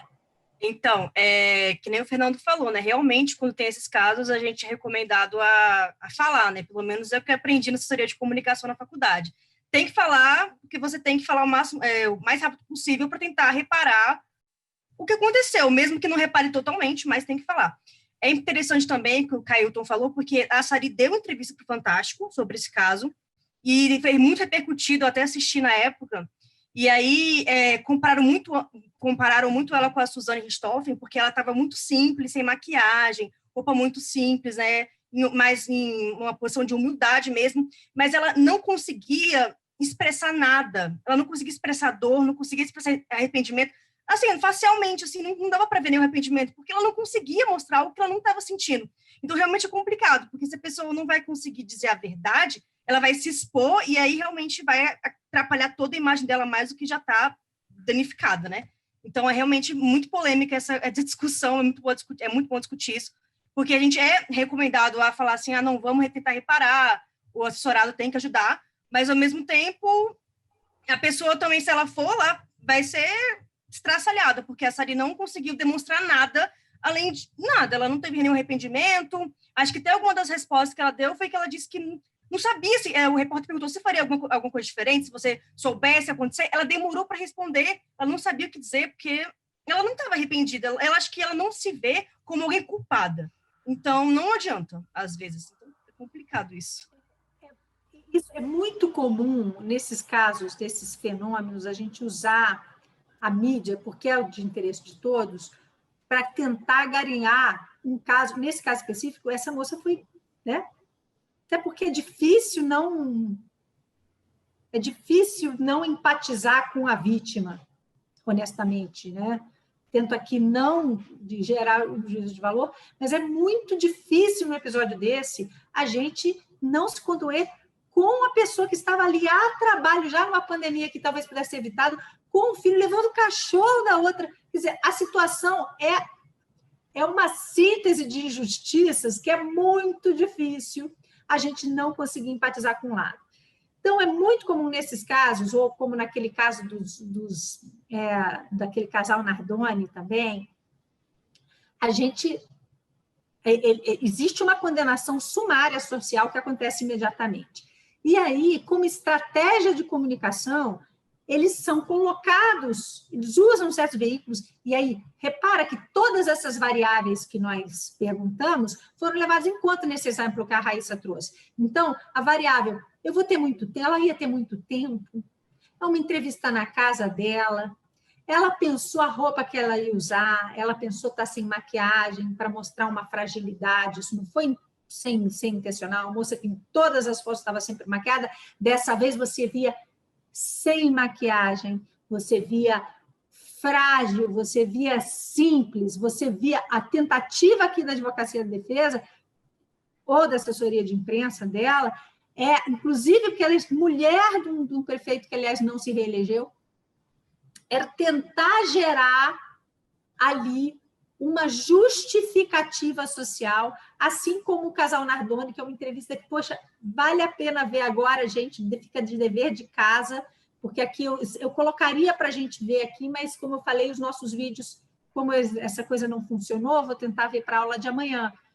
Mas como são estratégias são usadas, e quando funciona e quando não funciona. E a Raíssa falou um negócio que é fundamental, que você pode pensar toda a estratégia do mundo, mas o que comunica, e aí a gente vai aprender a se comunicar com isso, é a minha capacidade de perceber a verdade. O que é uma pessoa carismática? Uma pessoa carismática é uma pessoa que a gente percebe como alguém que acredita no que fala. Em geral é isso. O sujeito pode ser o cara mais louco do mundo, mas como ele acredita no que fala, quando ele fala, você gosta. Eu estou aqui falando, espero, e alguém está percebendo que essa mulher aí ela pode estar concordando ou discordando, mas eu empatizo porque eu percebo verdade. Então, é um risco enorme você meter uma pessoa fazendo todo o mise-en-scène, se na hora do vamos ver, essa pessoa for cumprir só a tabela daquela frase, porque as pessoas percebem. Vamos ouvir todo mundo aqui, a Ariadne, para a gente ver, para a gente fechar esse caso. De repente, eu vou tentar uma imagem aqui dessa enquanto a gente fala. Ariadne, espera aí um minutinho só. Tá. A hora que eu pudesse... Aí falando, estou te ouvindo. Ah, tá bom. Então, eu acho que quando a gente trata de uma crise de um indivíduo, é um pouco mais delicado. Agora, quando você fala de uma crise de uma instituição, você tem que ter um comitê de gerenciamento de crise para fazer uma matriz, para fazer um planejamento desse posicionamento. Se vai se manifestar, se não vai se manifestar, de que forma vai se manifestar, né? O que vai expor, o que não vai expor. E quando não expõe, você assumir a bronca de que você não está sendo transparente, completamente transparente. Por exemplo, no caso da Vale, eu acho que naquela situação não caberia nenhuma dúvida quanto a se manifestar, entendeu? Agora, por se tratar de uma instituição, de uma coisa muito maior do que um indivíduo, foi um caso muito grave, mas o indivíduo em si, ele não tem esse preparo, né? Ele não tem um sistema por trás capaz de fazer essa matriz de risco para poder gerenciar aquela crise especificamente, o que não acontece numa instituição, né? E aí mapear, por exemplo, se tem uma alta probabilidade de grande impacto, o que você vai fazer? Baixa probabilidade com alto impacto, maior probabilidade com baixo impacto. Então, saber distinguir qual é o tipo de problema que está lidando, a gravidade dele, a repercussão dele, para poder se acalmar, centralizar e falar, bom, o que a gente vai fazer com a situação que a gente tem, né? Eu não sei se está todo mundo acompanhando, enquanto você falava, e eu acho super pertinente, porque aí a gente também está gerando camadas, né? A gente está falando aqui, por enquanto, do media training, da nossa capacidade de falar. Eu queria voltar dessa coisa do indivíduo antes de falar um pouco dessa coisa para a instituição e do porta-voz, da figura do porta-voz, né? Que nesse caso é um cara mais profissional. Mas quando a gente é a pessoa física, a importância da gente preparar a entrevista é a importância da gente acreditar no que a gente está falando. E essa capacidade de acreditar é um papel fundamental, por isso que você treina. Porque se você não acreditar, por isso que a pessoa mais cara de pau consegue se dar melhor. Quando a gente vai ver erros de televisão, por exemplo, porque jornalistas são humanos, a gente erra ao vivo, jornalistas erram ao vivo. Você consegue perceber claramente aquele erro em que você se diverte, mas que você não desabona o trabalho daquele profissional, daquele erro em que você percebe o erro, mas você desabona o trabalho daquele profissional. E aí a minha pergunta, porque aí vale para a gente como entrevistado também, qual é essa diferença? Eu estou meio amarrada aqui na nossa aula, porque eu estou sem os vídeos, né? Mas eu vou tentar mandar para a gente, ou pelo menos criar um grupo e mandar para a gente aqui, qual é a diferença? Quando você vê um jornalista e ele erra e ele conserta, e outro jornalista erra e conserta, em geral, eu vou tentar trazer isso para amanhã, tá? Vocês me lembrem. No início da aula eu vou trazer e vou tentar, mesmo que seja mute, a gente vai perceber a diferença. Em geral, o que faz grande diferença é o constrangimento. Porque é o constrangimento de quem fala que nos constrange como quem assiste.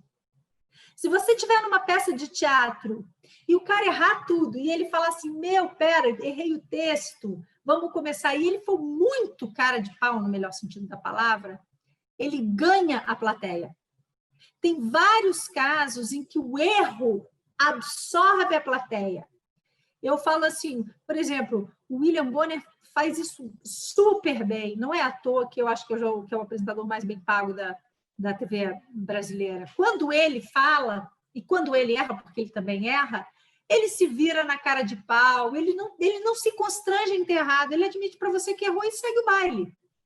No entanto, outros profissionais, às vezes, tem caso, teve uma moça que errou, ou a própria Zileide ficou famosa, viralizou, quando ela erra, ela faz assim, ela fica em pânico. Aquilo você não quer assistir.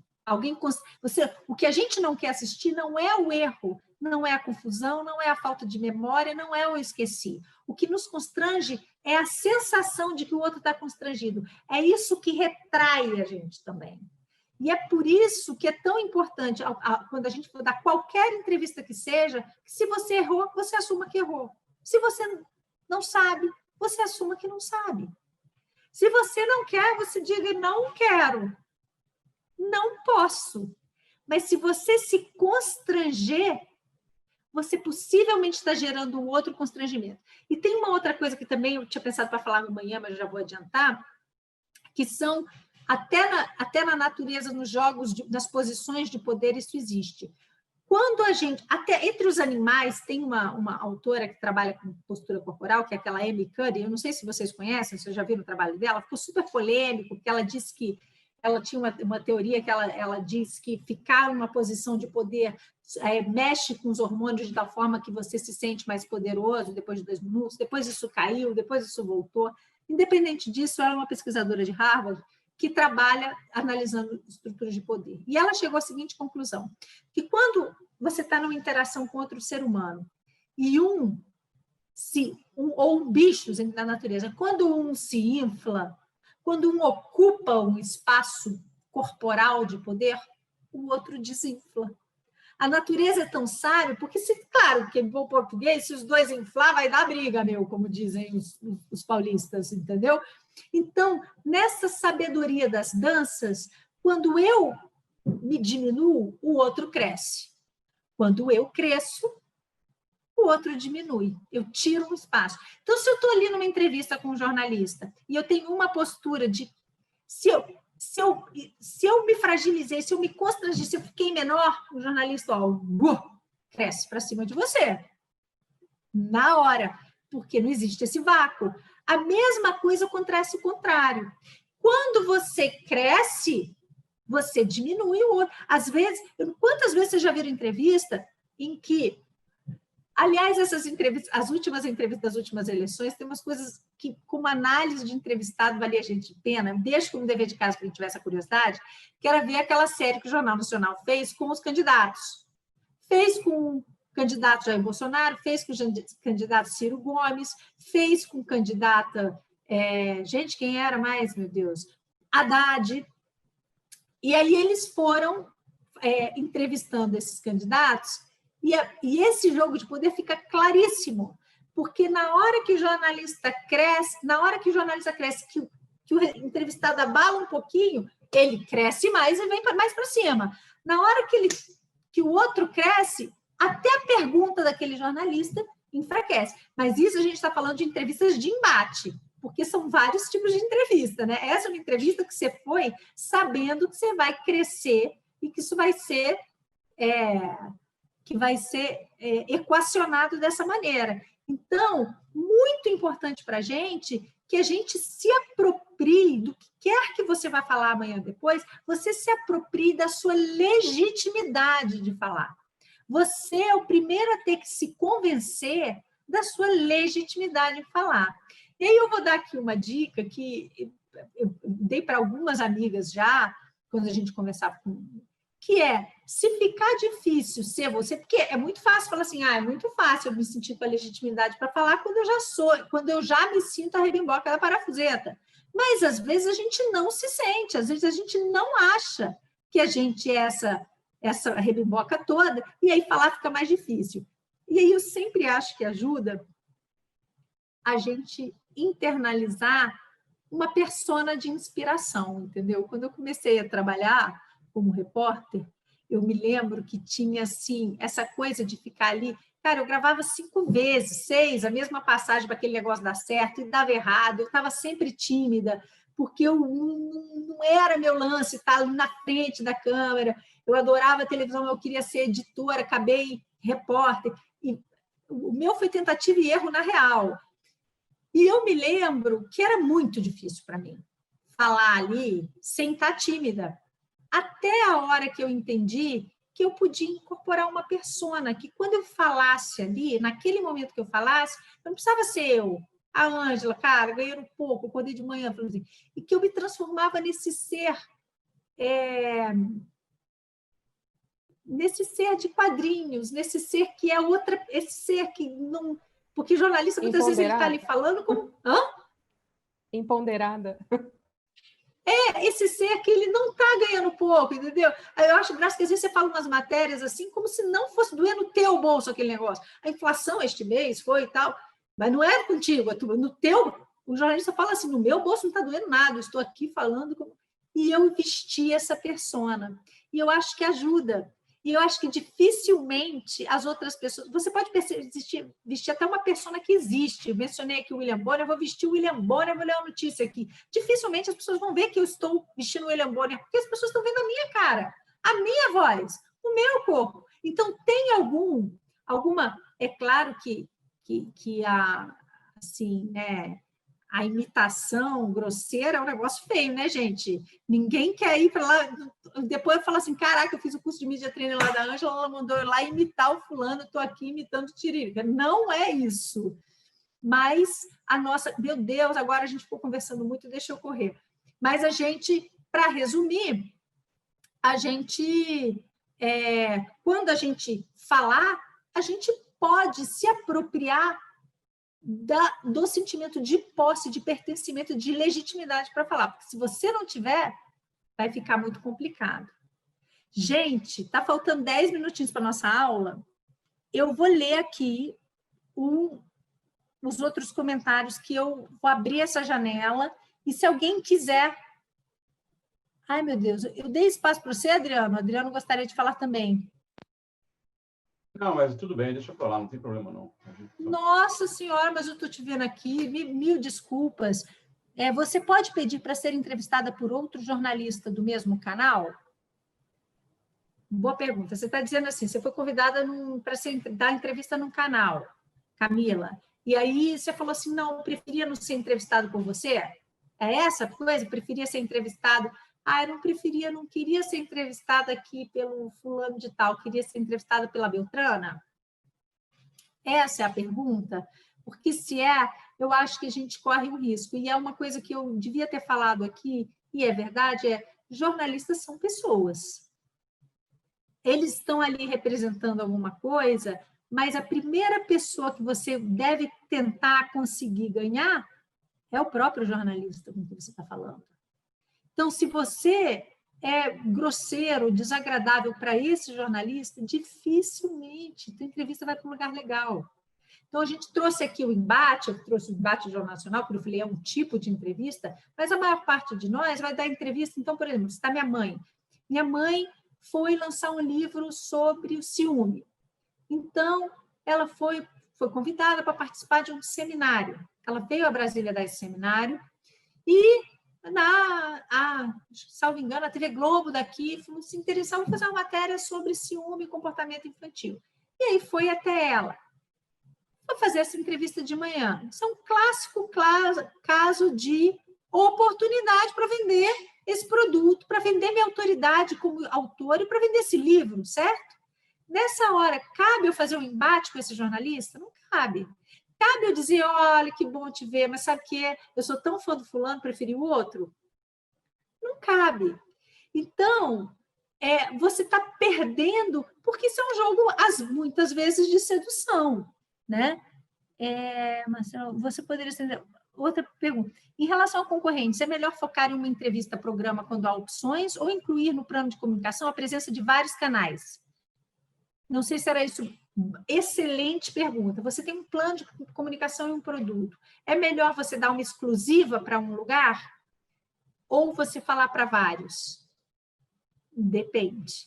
Eu te convido, se você topar, Camila, aula que vem, se você quiser trazer um exemplo real e a gente discutir na turma, o que você acha? Você acha viável?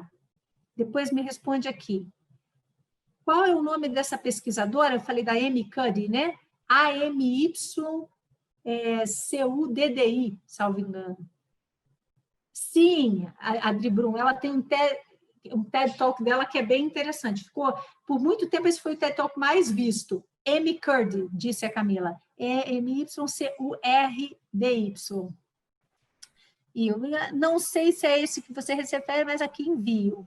Nosso povo já está trabalhando aqui, gente. Essa é a definição de profissionalismo, disse Fernando sobre a Adri. Eu concordo totalmente, Adri. Muito obrigada pela parceria. Muitas vezes é uma troca de interesses, tanto para o jornalista quanto para o entrevistado. E é essa a situação ideal. Aliás, eu vou terminar com isso aqui, porque é sempre uma troca de interesse. Tudo que a gente tentou ver nessa primeira aula é entender como funciona a mídia para dar ao jornalista o interesse dele, porque na hora que a gente deu a matéria mastigadinha, nossa, você cumpriu metade do trabalho dele. Ele precisava fazer 2 matérias, uma você já deu pronta. Então, é uma troca de interesse, eu diria que quase sempre. Eu estou pensando aqui quando não é uma troca de interesse. E é com base nisso que na próxima aula a gente vai falar sobre roupa, qual é a roupa certa para dar entrevista, sobre microfone, sobre maquiagem, se é que é inclusive para homens, entendeu? A gente vai falar sobre voz, a gente vai falar sobre tom de voz, a gente vai falar sobre ruídos de comunicação e a gente vai falar sobre alguns cases que vocês querem. Vou pensar em case para amanhã sobre o plano de comunicação. Fechado, Camila vai trazer o plano amanhã. Alguém tem algum comentário para fechar nossa aula de hoje? Boa noite, Ângela. Eu estou com a câmera fechada, eu sou Beatriz. Eu queria trazer a reflexão, a pergunta, na verdade, sobre um ponto que você trouxe, né? Sobre a pessoa que consegue passar a verdade, é aquela que vai se comunicar melhor e que vai ganhar a empatia tanto do jornalista como da audiência. E aí eu pergunto, o que a gente faz enquanto com um assessorado, por exemplo, que claramente não tem empatia, claramente, tipo, inclusive tem até políticos que falam muito bem, mas que não engaja, a fala não engaja, ou até pessoas que podem vir a desenvolver, mas que ainda são tímidas e por isso parecem que não estão falando a verdade, enfim. Eu acho que tem várias coisas. A primeira é, eu evitaria falar ao vivo, porque a chance de, né, na medida do possível, nem sempre é possível, mas na medida do possível, eu acho que eu tentaria primeiro as respostas por escrito, para a mídia impressa, a resposta para a rádio. O rádio é um tremendo veículo de treino, e rádio tem uma vantagem, não que a gente vá ler tudo, mas a rádio você pode responder à emissora de rádio tendo os seus tópicos ali anotados, então faz muita diferença. E aí o resto é uma construção de treino de frase. A gente não falou aqui também sobre a frase, a nossa capacidade de pontuar, né? A gente, em jornalismo, a gente fala informação, ponto. Informação, ponto. Falava isso muito com o estagiário. Informação, ponto. Informação. Dei uma informação, acabou minha frase. Dei outra informação, acabou outra frase. Isso torna tudo muito mais fácil. E o resto é ensaiar com ele. Agora, tem coisa que a gente também é o que a menina trouxe do exemplo, não faz milagre. Emoção, minha tese de doutorado, em algum tempo eu me dediquei muito para efeito político das emoções, né? A gente é muito mais guiado por emoção do que a gente pensa. A gente acha que a gente é muito mais racional do que emoção, mas a nossa cognição ela funciona muito filtrada pelas nossas emoções. E aí, saber disso é um ativo enorme. Então, se a pessoa não tem empatia, mas ela sabe mobilizar, o discurso dela mobiliza o quê no outro? Mobiliza a raiva, é um outro tipo de discurso, ganha um tipo de audiência, mobiliza outras coisas. A gente amanhã volta para isso, eu quero ser super pontual, amanhã pretendo ser também, hoje eu abri às 7 em ponto, estou fechando às 21 horas em ponto, que eu acho que isso enfim, importante para a gente. Amanhã eu volto a isso e quero já deixar aqui as perguntas em aberto, se vocês quiserem. Aliás, eu vou fazer o seguinte, eu vou colocar aqui, olha, eu vou colocar o meu e-mail aqui no grupo. Não vou pôr não, sabe por quê? Porque isso é gravado, né? Depois eu vou perder o controle desse volume de... Amanhã eu vou criar um grupo de Telegram para a gente, e aí vou colocar aqui. E aí eu quero ouvir vocês no Telegram também, para a gente trazer cases e exemplos, tá bom? Lembrando que a gente vai abrir com a Camila. Gente, espero que vocês tenham gostado, espero todo mundo aqui amanhã, espero a turma aí do microfone imagem fechada, que abre esse microfone, essa imagem, quero ver todo mundo, bem bonitinho. Na sexta-feira, então, que é dia do happy hour em casa, que seja, quero abrir câmera para entrevistar alguns de vocês, quem sabe, em alguns dos nossos exercícios, e a gente se vê amanhã. Tchau, gente, até a próxima.